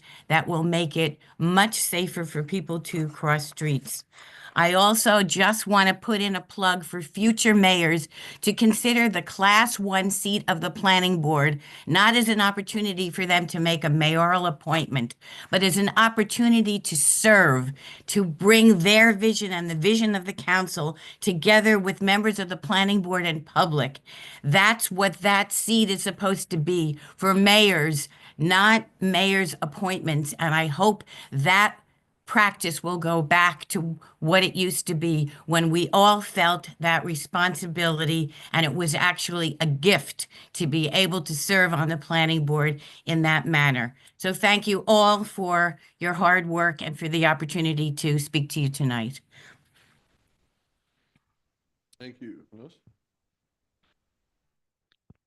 Bringing in Deb B. Please state your name for the record.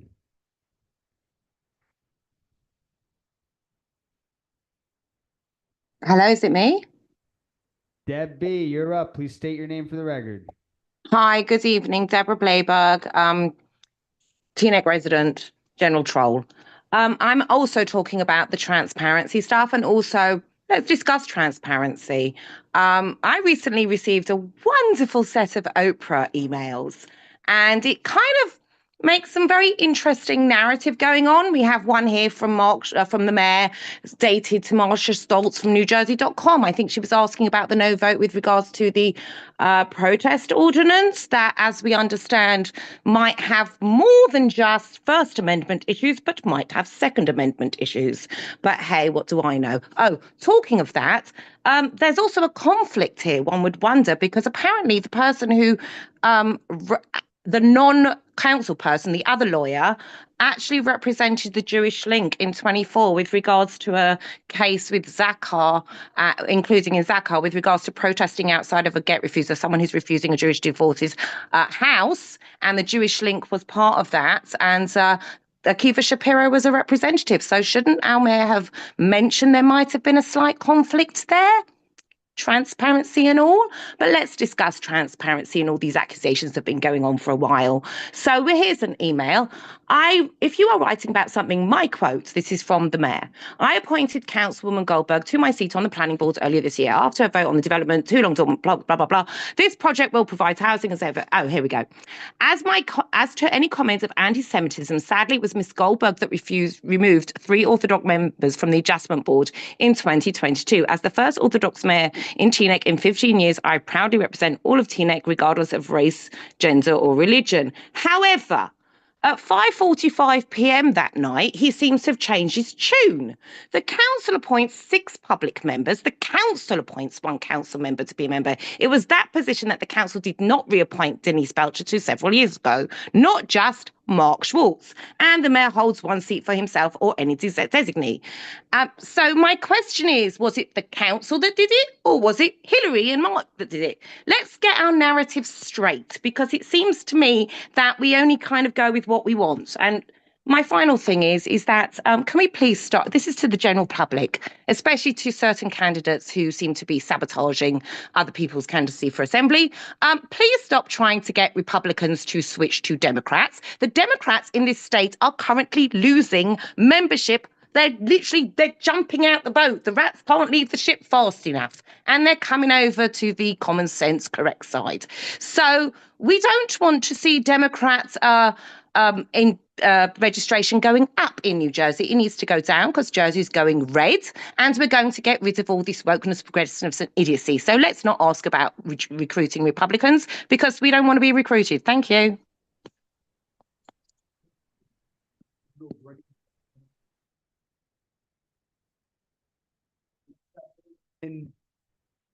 Alatan Rudolph? Yes, Alatan Rudolph, Teaneck resident. You have 3 minutes. We're just having a bit of a hard time hearing you, sir. Please take your time speaking into your mic.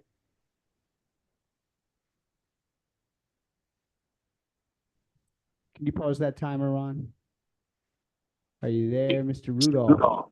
Can you hear me? Yes, loud and clear, sir. Okay. I just want to refute Mr. Siegel, who actually proves exactly why this council needs to pass an End Jew Hatred Day. Mr. Siegel is entitled to his own opinion, but not fact. And in fact, Mr. Siegel has been very proud about denouncing his Jewishness. So he is not one to speak about ending Jew hatred. He actually is the exact epitome of why we need to end Jew hatred.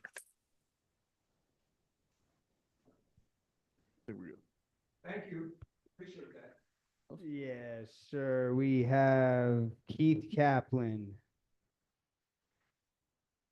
All the ex-council members tonight. Where's Jason?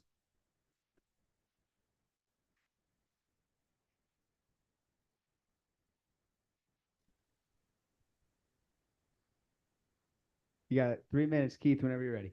Hello, Mr. Mayor and Council. Thank you very much. Wanted to chime in just a little bit because in Teaneck, we seem to have forgotten the purpose of the First Amendment. The purpose of the First Amendment is in large part to protect the freedom of exercising one's religion, as well as for freedom of speech. And to a certain extent, those are at odds with necessarily ending hatred to anyone, because the First Amendment says you are allowed to hate someone, which is why Rich Siegel can stand up and scream whatever he wants, which is absolutely absurd. It's why Howard Rose can demand that no one shout his name, but that's not how the First Amendment works. You are allowed to shout someone's name. You're allowed to shout fire in a crowded theater, assuming that it's on fire. You can do all these things, and we seem to remember the rubric, but forget the rationale. We forget why these things are important. Because what this ordinance does is it says if you are going with an intent to harm the people that want to pray, well, then we're going to create a time, manner, and place restriction, which, while generally you are not allowed to create restrictions on speech, time, manner, and place is what the Supreme Court says you are allowed to do for this specific reason. And there have been cases where even 300-foot barriers were upheld for this particular type of issue.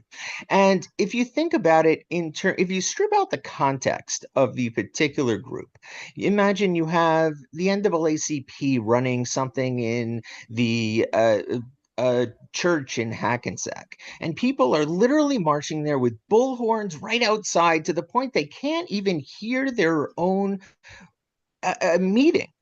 Well, of course that should be stopped. The purpose of the First Amendment is to have competing voices. It's not to drown out a voice so that it can't be heard. And that's the purpose of this amendment. It's to keep people within a certain distance when they are intending to disrupt. If you're not disruptive and you're standing right outside, that part of the ordinance wouldn't apply at all. And as far as the transparency ordinance goes, I think, again, we are forgetting the rationale behind why these meetings were required to be open and noticed. The subcommittee cannot make any decisions. All they can do is talk. They discuss among themselves, they offer suggestions, then the council votes. And that's why the council is required to have these restrictions. I think we should discuss the role of that subcommittee and whether it makes sense. Point of information, Mr. Mayor? Margaret Baker, you're free to unmute.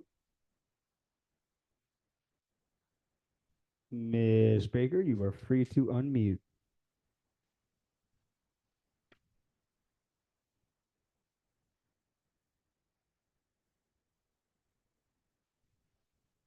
Ms. Baker, you were just unmuted, but you muted yourself again. Please unmute. In the meantime, I'm bringing in Michael Reich while we figure out Miss Baker's microphone. We'll come right back to you, Miss Baker.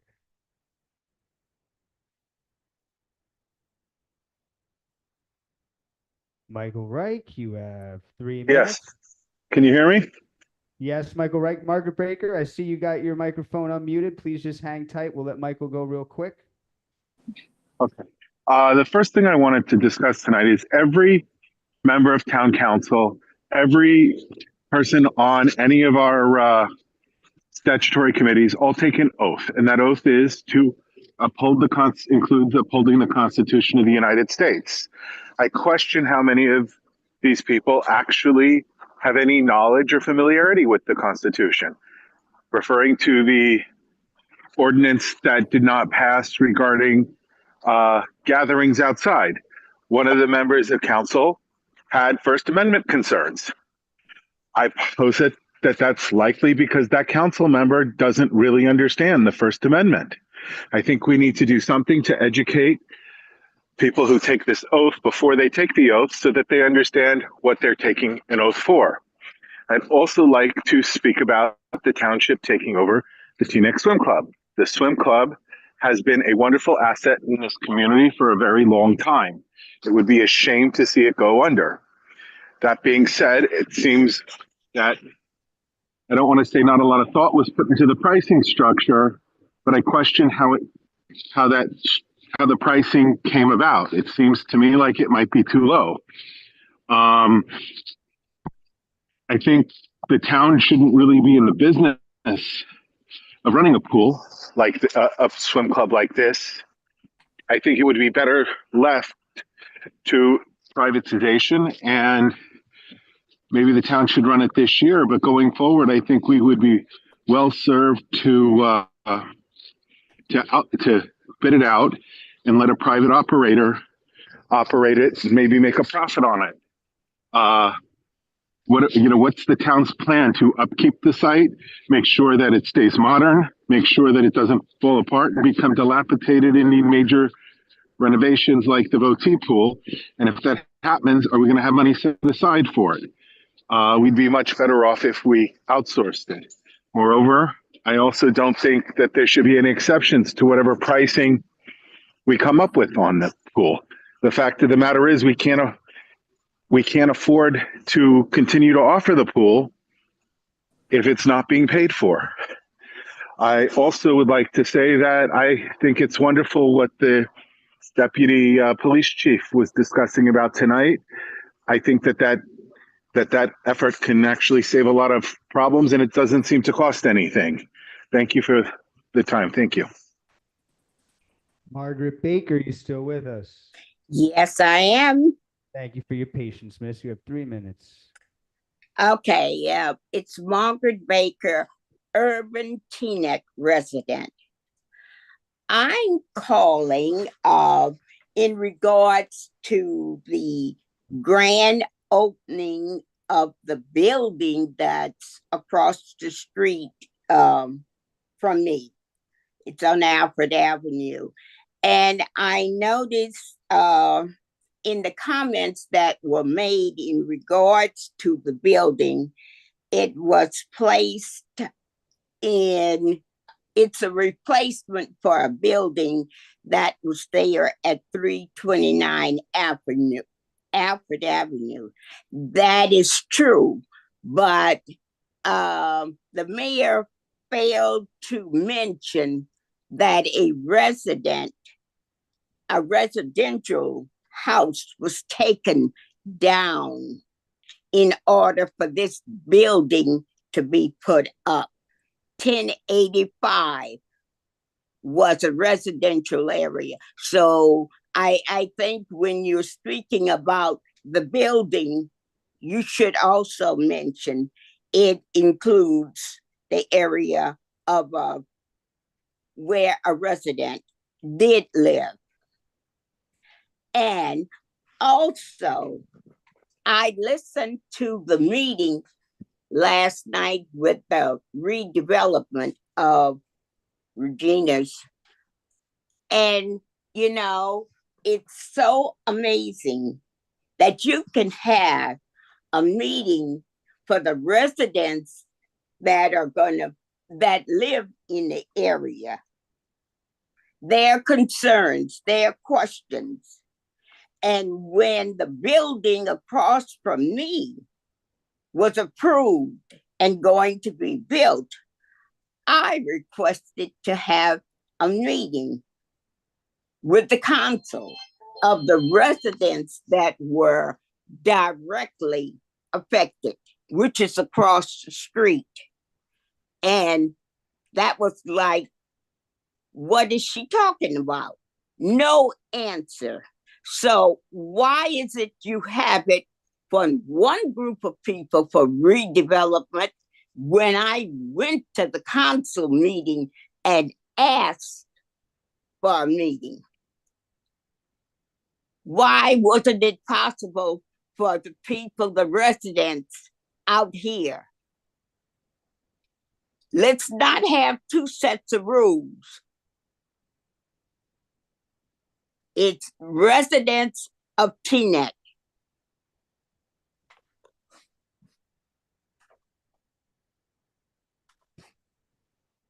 Thank you, Ms. Baker. Bringing in Maxine Angel. I'm sorry about that alarm. Maxine, you have 3 minutes whenever you are ready. Please unmute. Hi there. Is this working? Loud and clear, miss. Awesome. Good evening, everybody. Thank you so much, Council, for your service to the community. And it's such a joy to hear so many of our neighbors presenting tonight. I have such goodwill to people who are so involved in our town. And thank you for sharing your busy evenings with Teaneck. It's great to hear from so many of you. I second everything Mrs. Baker said. And I want to thank all of the panelists that joined the Youth Advisory Board civics event this past week. It was tremendous, and I commend the Youth Advisory Board teams for putting together another successful program for the community. And thank you again to all of the panelists who have shared their evenings and their stories. It was fantastic. And I am calling to support as well the noise ordinance. I think that this is a great step to protect the quality of life for our Teaneck residents. And as we approach some of the excitement of the World Cup, I think it will be helpful as we prepare for potentially some rowdy parties and things that might accompany that. And I live on Queen Anne, and it can get quite loud with the lawn care. So thank you for introducing this. And also I want to thank the council's commitment to the getting the budget right. And I commend all of you for taking a step to make sure that we're looking at the budget properly. Every dollar matters to our town. So thank you for looking more closely at that, and have a happy Easter and happy Passover, and good Ramadan to everybody.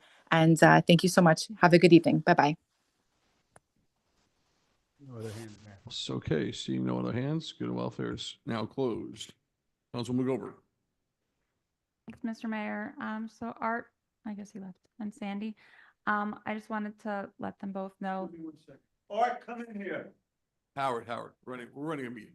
Okay. Please go ahead.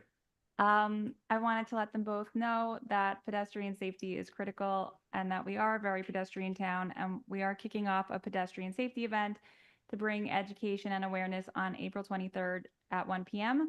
Art, I wanted to address some of what you said specifically. The Environmental Commission has been trying to put together a walk audit. And some of the viewpoints that I know they're looking for is to have someone with a cane. So I would be happy to walk with you on Cedar Lane for that walk audit and see what we can do. Mayor Cates, I want to thank you for your wise words. They're always appreciated and respected. Former council members Stone, Dr. Powers, thank you for your important words on transparency. I couldn't agree more. Former council member Rudolph, thank you. I agree. And I just wanted to read a very quick quote from a book that I just started. It's about the history of anti-Semitism, and it seems kind of relevant for what everyone said. So I'm just going to give the quote and then be done. So it's never wrong to speak out about anti-Semitism. It doesn't need to be compared in scale or severity to any other hatred, and addressing it does not diminish the importance or urgency of any other issue. Anti-Semitism is worthy of concern and attention in and of its own right, and it's as categorically wrong as any other form of racism and bigotry. So if we're serious about justice and we're serious about equity, then we must be serious about anti-Semitism, and I'm not going to allow it to be ignored. And I hope tonight that we do vote yes on this resolution once again, and we don't just pass it, we live it. And we say with clarity, with the commitment that we're going to end Jew hate. So I want to wish everyone a happy Passover and a happy Easter, and be safe.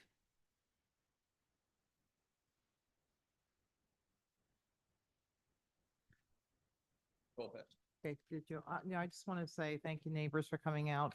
Thank you for your comments. I think they're very important.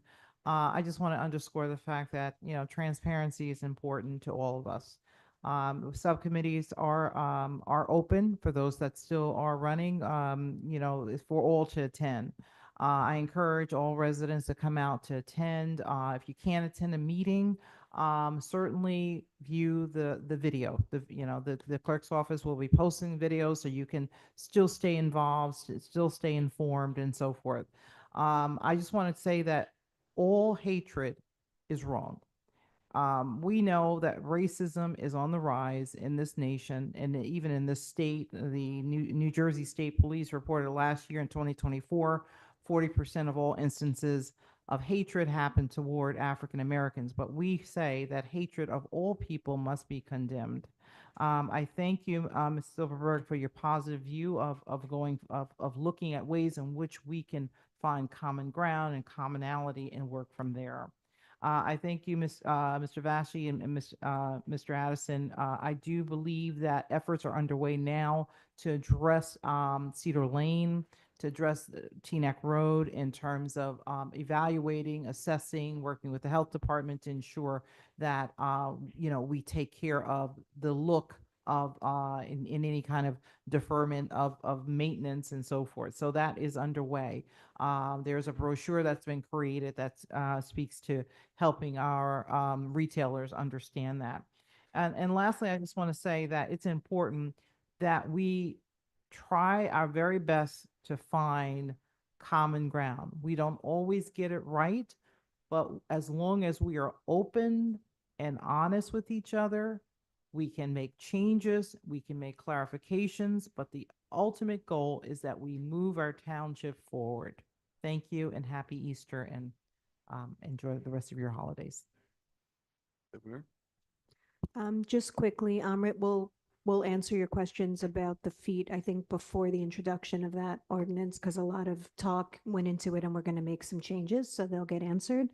To Sandy, I agree. I think people who walk look down at their phones and people who drive look at their phones, and it's just a bad situation. I'm glad that on the 23rd at 1 o'clock on Cedar Lane, we're having the pedestrian safety event, which is really important. Also, the Traffic Bureau has been fantastic. If you call them out to an area where there is an issue, they will take a look at it and identify if there's anything that they can do to fix it. So they've been fantastic. Also, I wanted to commend the chief and the deputy chief. They left, but the Blue Envelope program just seems like we're educating ourselves on how to handle people before things go awry. And I think that's just a wonderful thing. And also, I want to welcome back Mayor Cates and council members Rudolph and Kaplan and Sohn for speaking tonight. It's very nice to see that people are still invested in the town even after they've served. To Dr. Power's point, Scott, can you just answer that about the resolution? Sure. So I disagree with his conclusion or his opinion that there was no resolution that was made at the last meeting to the one that to rescind the previous resolution on the subcommittees.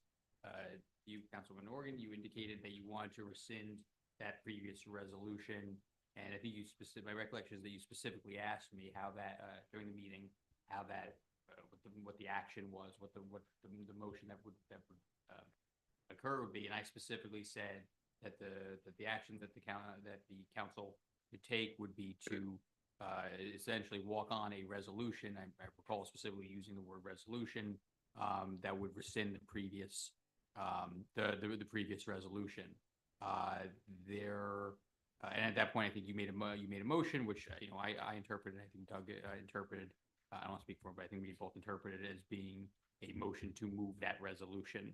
I'll note the difference between. And one of the difference between a motion and resolution is one of the other actions that was taken as part of that resolution was specifically to create a task force, and you named some individuals that would be part of that task force.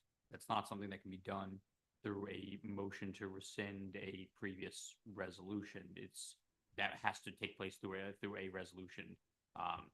Council members are obviously you're not lawyers. There's no magic words that have to be used. I think I thought the intent of the council was clear. One of Doug's jobs as clerk is to accurately reflect the actions that are taken by the council at meeting minutes. I'm sorry, at the meeting in the minutes. I think that was done. I thought it was clear that the action that what the council was trying to do. I did specifically note that it was that it was going to be done through a resolution. And because we have the text of the resolution itself, there's no other option that we have except to essentially create the resolution based on what the council does at the meeting. So I had no problem with that. I have no problem with the actions that were taken from a legal perspective. I have no problems from a legal perspective with the minutes, and I think they accurately reflect what happened at that meeting. Anything else? Okay, thank you very much for coming. A few things. Don't look now, but a longtime mutual dream of Councilman Sohn and Councilman Kaplan is starting to come true. A bathroom in every park, with the addition of North Votee Park, with the addition of Herrick Park, with the addition of Phelps Park. We're slowly making progress towards bathrooms for everyone and everywhere. Mr. Rose, there is no, and I can maybe defer to the attorney. There is no reason why, and there's no code against someone calling out a resident's name. If they do it and defame them, if they do it and they're rude, we can shut them down. But in terms of saying, Mr. Rose says this and I disagree, that is absolutely fully covered. We'll gladly talk about it. I believe I'm seeing you tomorrow night. And I'll gladly talk about that in further detail with you then. Mayor Cates, thank you for calling in. Just a point of reference as it relates to my serving on the planning board. I actually served 14 out of 16 years on the planning board, and I never knew why the mayor never served until I became mayor and realized that you literally have meetings day in and day out, and I look forward to others filling the void, filling that meeting for me when I can. I'm definitely not shy about where I stand on the planning board and planning overall. If I can make it, great, but my service on the planning board was for 14 years. And maybe more. And lastly, Mrs. Baker, you're absolutely right. In addition to a multi-acre office complex, there was one rental house that was also taken down, a small piece of the property, but absolutely you are correct. And additionally, as it relates to the meeting, and we did start a construction 329, and we did have the privilege of meeting with you and your neighbors in our conference room, along with the developer, the town manager, and other members.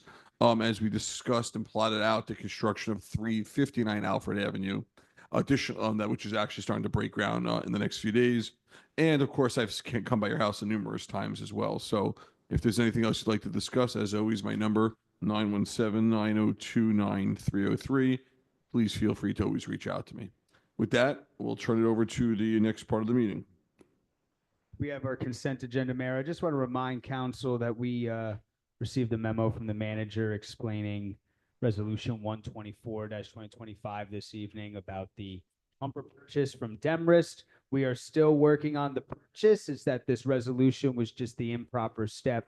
So we are asking council before considering the consent agenda to get a quick roll call on removing this from the consent agenda. That's resolution. Motion Schwartz. Thank you. That was from Councilwoman G. I'll just roll down. Councilwoman Goldberg, Yes. Councilman Pagan, Yes. Councilman G, Yes. Councilman Katz, Yes.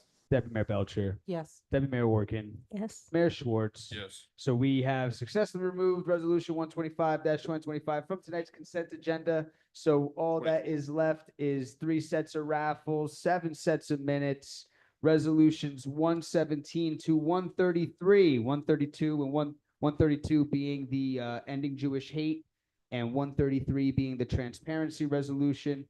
We got rid of 124 and the bill list in the amount of $8,144,038.02.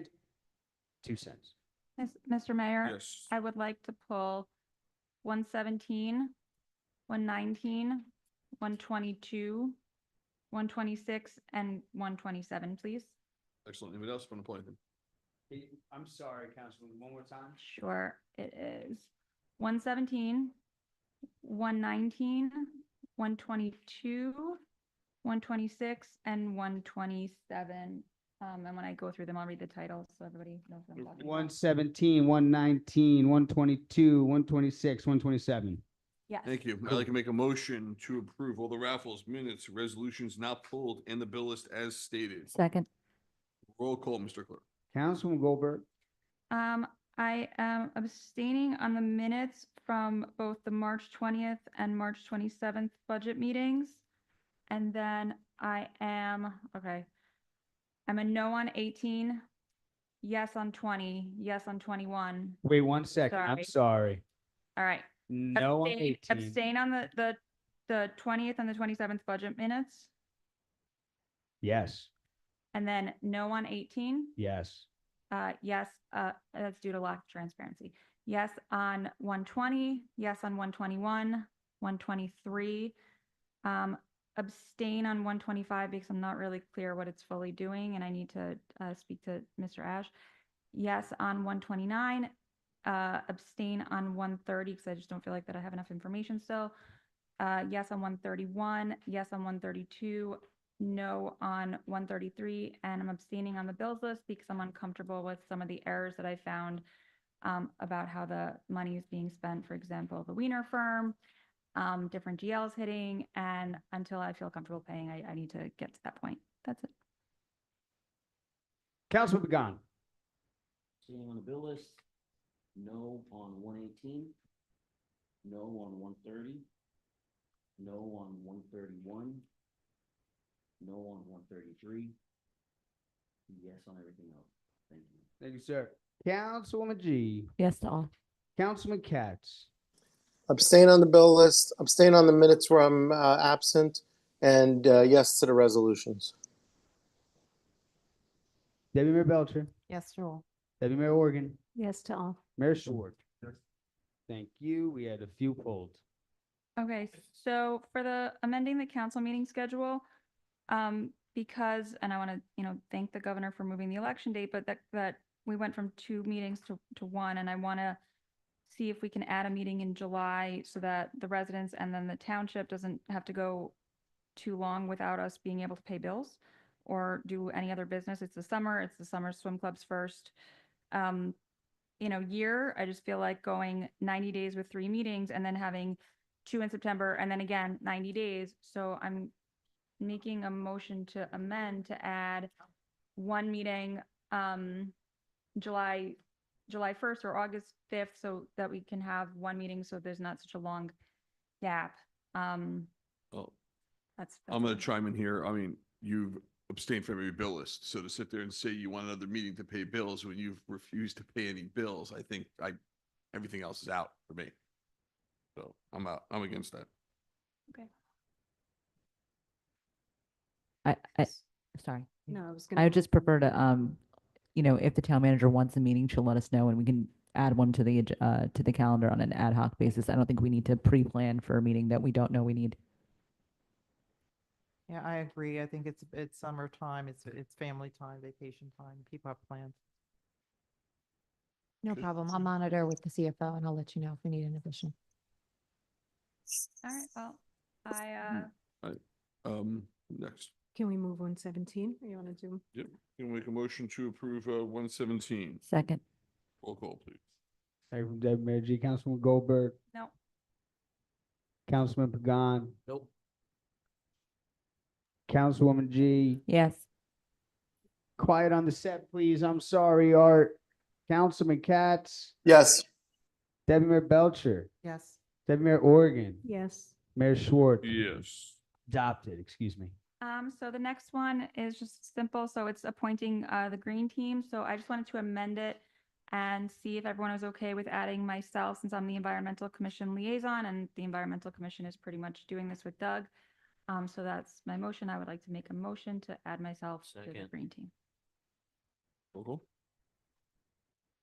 Councilman Goldberg, Yes. Councilman Pagan, Yes. Councilwoman G.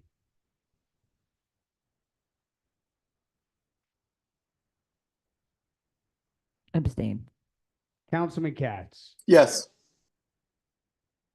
Deputy Mayor Belcher, Deputy Mayor Oregon, Yes. Mayor Schwartz. Yes. 122. I actually need the CFO on this really quickly. This is what I tried to call him before.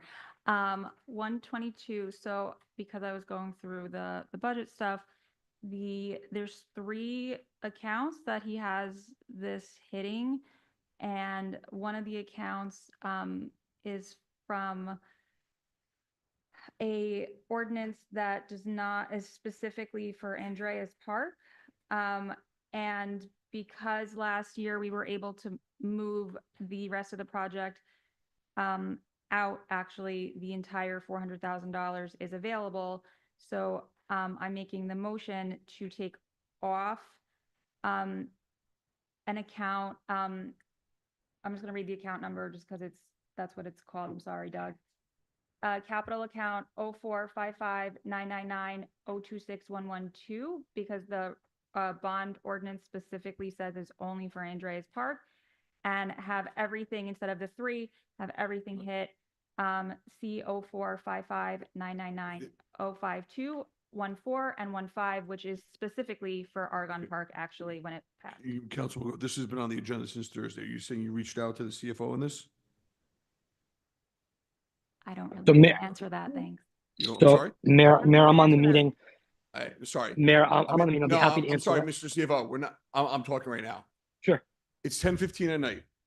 Mhm. You gave a laundry list of questions Uh-huh. on an agenda that came out Thursday. I'm doing my job. I'm asking you a question. Did you- I'm not answering Okay, your roll question. call, please. I'll make a motion to approve 122. I'm making an emotion Second. to amend it so it hits the right account. We Second. can't No. hit a bond ordinance that's incorrect. It's illegal. What we're gonna do is we're gonna treat our employees and the public with respect. And we're going to treat each other with respect. Yes, well, that's a long time coming from you. A roll call, please. This So motion to approve 122 and seconded by Councilwoman Oregon. Scott, I would like a legal confirmation about this. Yeah, so I was honest, Doug had asked me a question. I know, I'm sorry, Councilman Goldberg, had you made a motion at that point? I made a motion. Pagan seconded it. This is resolution 122, Scott. Okay, so if there's a motion and a second, we have to do. So to do what? To amend it? To amend. To amend it so we're hitting the Let's- right bond Let's ordinance. let's do the roll call, please. Councilman Goldberg, Yes. Councilman Pagan, Yes. Councilman G. Sorry, Scott, can you confirm whether or not it is hitting the right bond ordinance or not? Do we know that? I think this is a question that Issa needs to answer. I can't. I got Issa on. Bond ordinance 52-2021. Various park, playgrounds, and recreational improvements Specifically, it's about Argonne Park. It's not for Andreas Park. We moved the other GL into Most last year, and the other GL is entirely actually for this is the right one. So the other one is for Councilwoman. Andreas. This is for that. So what's hitting 2023? This is literally what it's for, and it's entirely full. You sent me the Edmonds report. So for the benefit of council, and I work very closely with the manager, bond counsel, and the auditor, all of our resolutions have very permissive language that say included but not limited to. And the reason that they say that are in the event we have a bid that comes in higher than we anticipate, and we have cushion, and thank you, Councilwoman Goldberg last year for moving that charge to Most, which really allowed us to award this contract this evening. I believe in the ordinance that I sent you earlier today, and I just checked it, the language says Argonne Park, including but not limited to Argonne Park. And that's why, along with the engineer and purchasing agent and manager, we felt that this ordinance with enough funding was sufficient for this award this evening. Otherwise, we would not be able to award it, or would take more from Most. All right, no.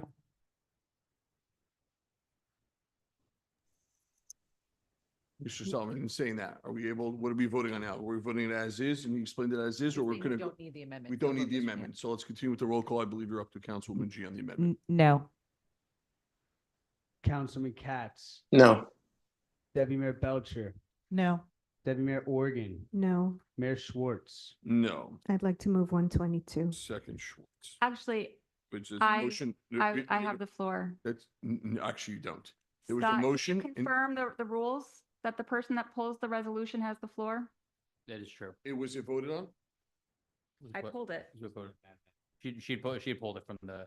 and it was voted down. We voted down the amendment.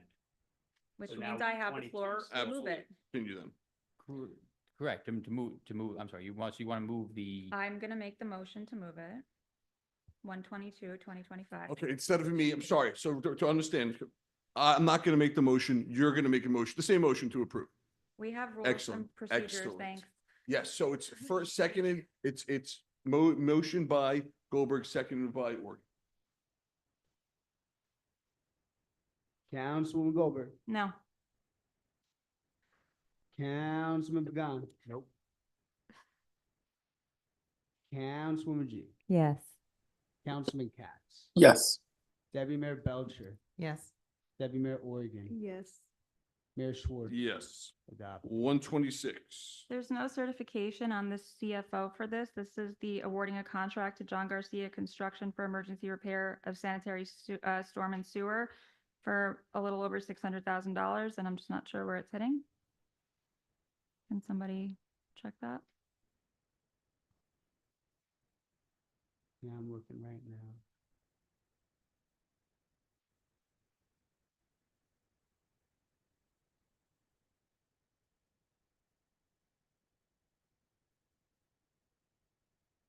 It says in this resolution that there are available sufficient uncommitted appropriations to provide for the payment pursuant to NJAC 5:30-5.3C and 5:30-5.5B. So if Issa's still with us, maybe he could speak on that.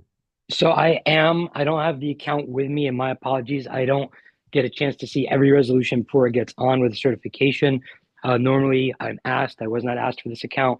Most likely I'll have to get back to council, but it would be, we have sufficient funds in various capital accounts for emergency sewer repairs that I would most likely encumber funds for this contract. I can try to get that account, but if we have to pull it, we'd have to pull it. So you weren't asked for the account number for this? I was not aware that this was being on tonight's agenda, Councilwoman, but I don't want to have a certification of funds that's inaccurate. So we would have to come back to this in 2 weeks.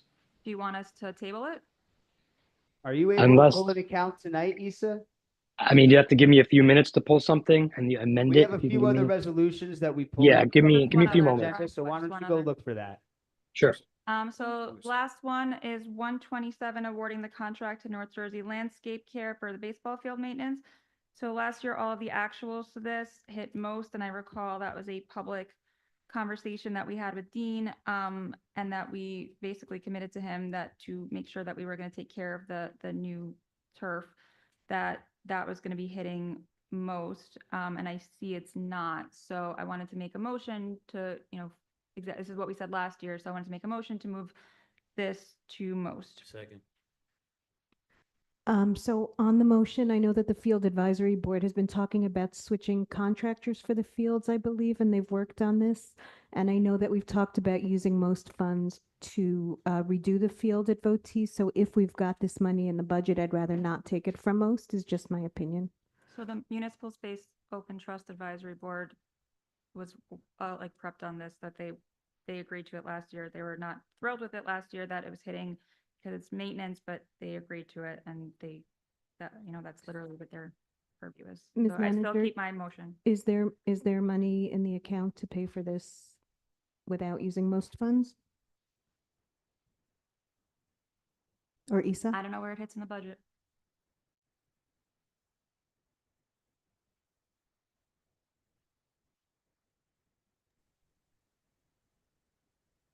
And while Lisa's looking at that, Mr. Mayor, can I ask Councilmember Goldberg to explain the motion? I didn't quite understand it.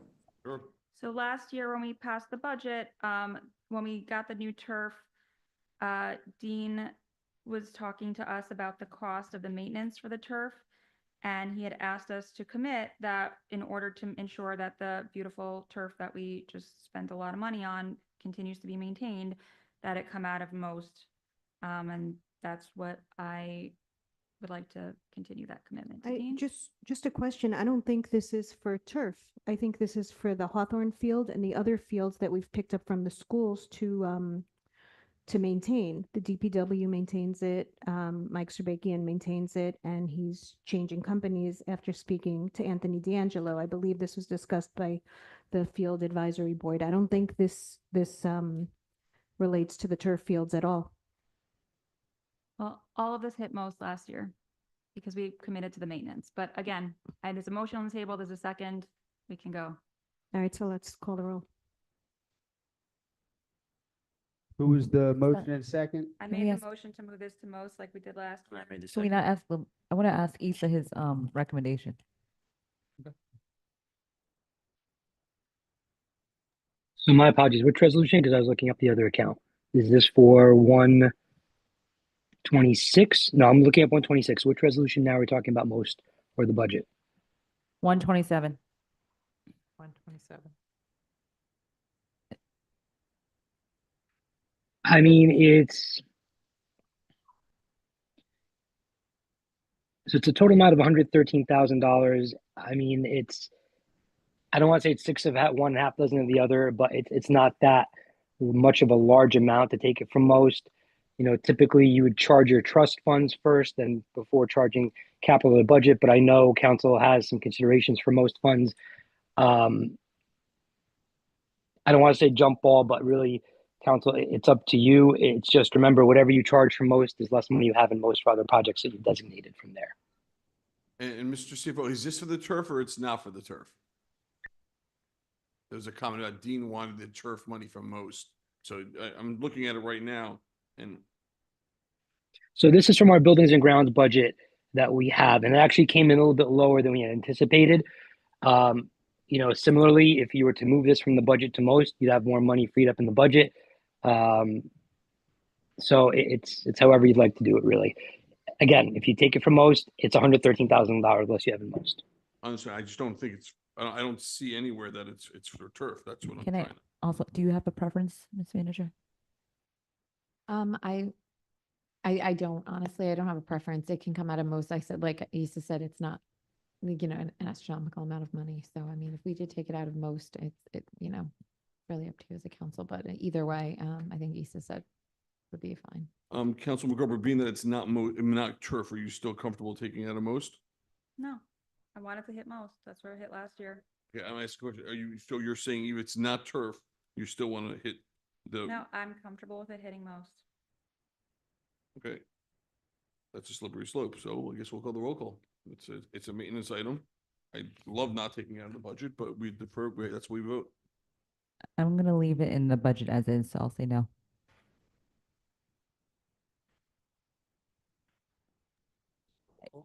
You already voted. Yeah, we started. Yeah. So I think it was on me, right? Yeah, it's on you. And what was your vote, Councilwoman? I'm Keefe? gonna keep it in the current budget as planned, so no. No vote. Councilman Katz, Yeah, I'm okay taking it most. give me a yes or no. That's a yes. A yes, okay. Deputy Mayor Belcher, No. Deputy Mayor Organ, No. Mayor Schwartz, I don't want to abstain because I really don't, It's gotta be paid. I guess not. how much is there? How much, Easter, if you're still there, how much is our most account? Before, at the end of 2024, my recollection was approximately 1.1 million. Okay, so I'm actually gonna, I think we should split it then if that's the case. If half the people want to take it from most and half want to take it from the regular budget. I still have to vote. So if I vote no, then it fails. And then I can make a motion to reintroduce. Is that correct? Splitting it? So I'm gonna vote no. And I believe the motion fails, Mr. Clerk. yes. And I'd like to make a motion under 127 that half come from most and half come from the capital. Second, Mayor, that's operating. Current fund. Sorry. Half come from most, half come from operating. Yes. There's a motion from you, Mayor, and a second from Katz, Councilwoman Goldberg, Yes. Councilman Pagan. Yep. Councilwoman G. Yes. Councilman Katz, yes. Deputy Mayor Belcher, Yes. Deputy Mayor Organ, No. Mayor Schwartz. Mr. CFO, are you ready for 126? Sorry, are you ready for 126, Mr. CFO? Unfortunately, I have some connectivity issues. I'm trying to get on. I'm not able to access my accounts yet. So should we table it for next time? Is it urgent? I don't know how urgent it is. I might have to defer to the manager on that, but I don't know the urgency, but I want to get this right as well. I mean, you need the certification of funds, don't you? Correct. We can table for next We meeting. can table it. Excellent. All right, so I make a motion to table. Second. Roll call on the table, please, Mr. Clerk. Councilman Goldberg, Yes. Councilman Pagan. Yes. Councilman G. Yes. Councilman Katz. Yes. Deputy Mayor Belcher. Yes. Deputy Mayor Organ. Yes. Mayor Schwartz. Yes. Okay. Before introduction of ordinances, do we need to discuss our meeting on Thursday? So, sorry, Mike, keep turning my mic off. I apologize. I do not believe we're gonna have a quorum and definitely not in person on Thursday. As many people said, they're either traveling or unavailable.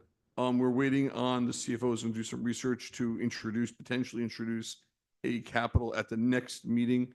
Next meeting is on 4/22. Yes. So with that, I'd like to make a motion that we cancel the meeting for this Thursday. Second. Councilman Goldberg, No. Councilman Pagan, No. Councilwoman G. Yes. Councilman Katz. Yes. Deputy Mayor Belcher. Yes. Deputy Mayor Organ. Yes. Mayor Schwartz. Yes. Okay, introduction of ordinances, if that is the next item. I don't feel Mr. Mayor, I'd like to make a request that the council make a couple minor changes to the ordinance that's I'm sorry, well, I'm trying to pull up the number here. To ordinance number 20-2025. This is the special events ordinance. The changes that I would like to request be made are under the definition of special event, that the definition be changed to say having a common purpose or goal, proceeding along a public street, public sidewalk, and inserting the phrase public property or other public right of way. So adding the phrase public property there. Under section 31B4, to change the time of approval for permit applications from 2 business days following the application to 3 business days following the application. In the same section, changing the times from no such event shall commence earlier than 8 a.m. nor continue beyond the hour of, change it to 10 p.m. of the same day.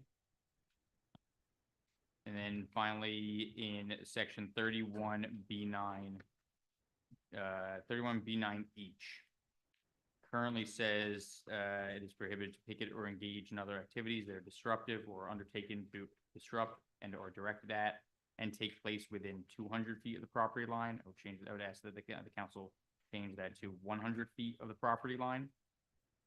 And those are the changes that I would ask that the council make, and we would need a motion to do that. I'll make the motion. Second. Councilwoman Goldberg, Yes. Councilman Pagan, Yes. Councilwoman G, Yes.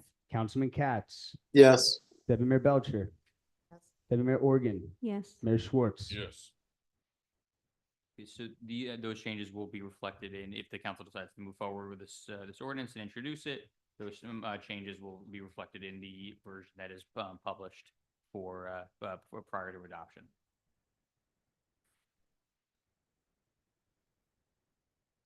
We have ordinance 18 this evening, amending the township code to provide no parking on certain days to include a portion of Hargreaves. Ordinance 19, amending the township code for Township of Teaneck to provide for regulation on excessive noise. Ordinance 20, amending the township code for the Township of Teaneck to provide for additional regulation on the time, place, and manner of special events. It's all of our ordinances. I'll move them all. Councilwoman Goldberg, Yes to all.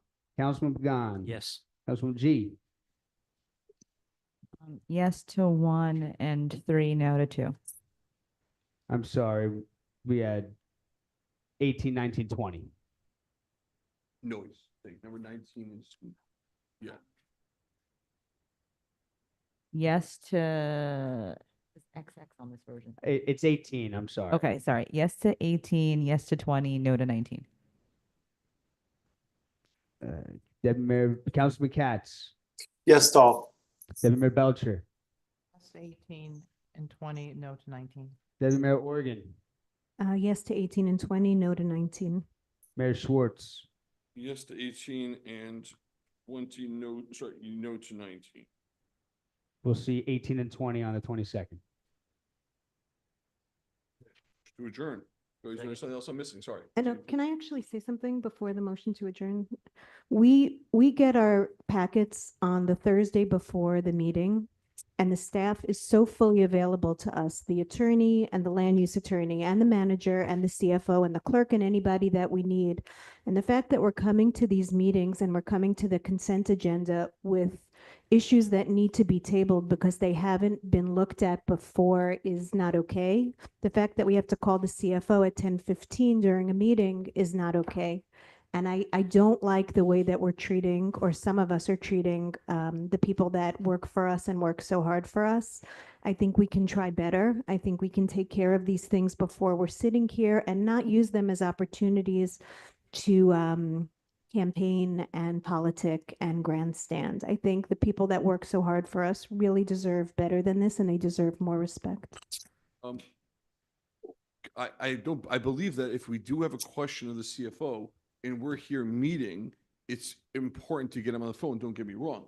What I was trying to explain was that we should strive, if something comes out on a Thursday, to reach out. And if he doesn't respond, then yes. Or if something does come out 3 hours earlier, hey, it's not fair. No one got a chance to reach out. So what I'm saying is when the agenda comes out, if it's on the agenda, then please reach out. If it's added, he's in a meeting just like we're in a meeting. I just wanted to expand it. I think you agree. I mean, I hope you agree with me, but to strive to get this done beforehand. I just want to point out that we actually work for the residents, and that's really who we respond to. And if we're really talking about petty, I just direct everyone to look at their behavior over moving leaf blower time from 6:30 a.m. to 8 a.m. or 9 a.m.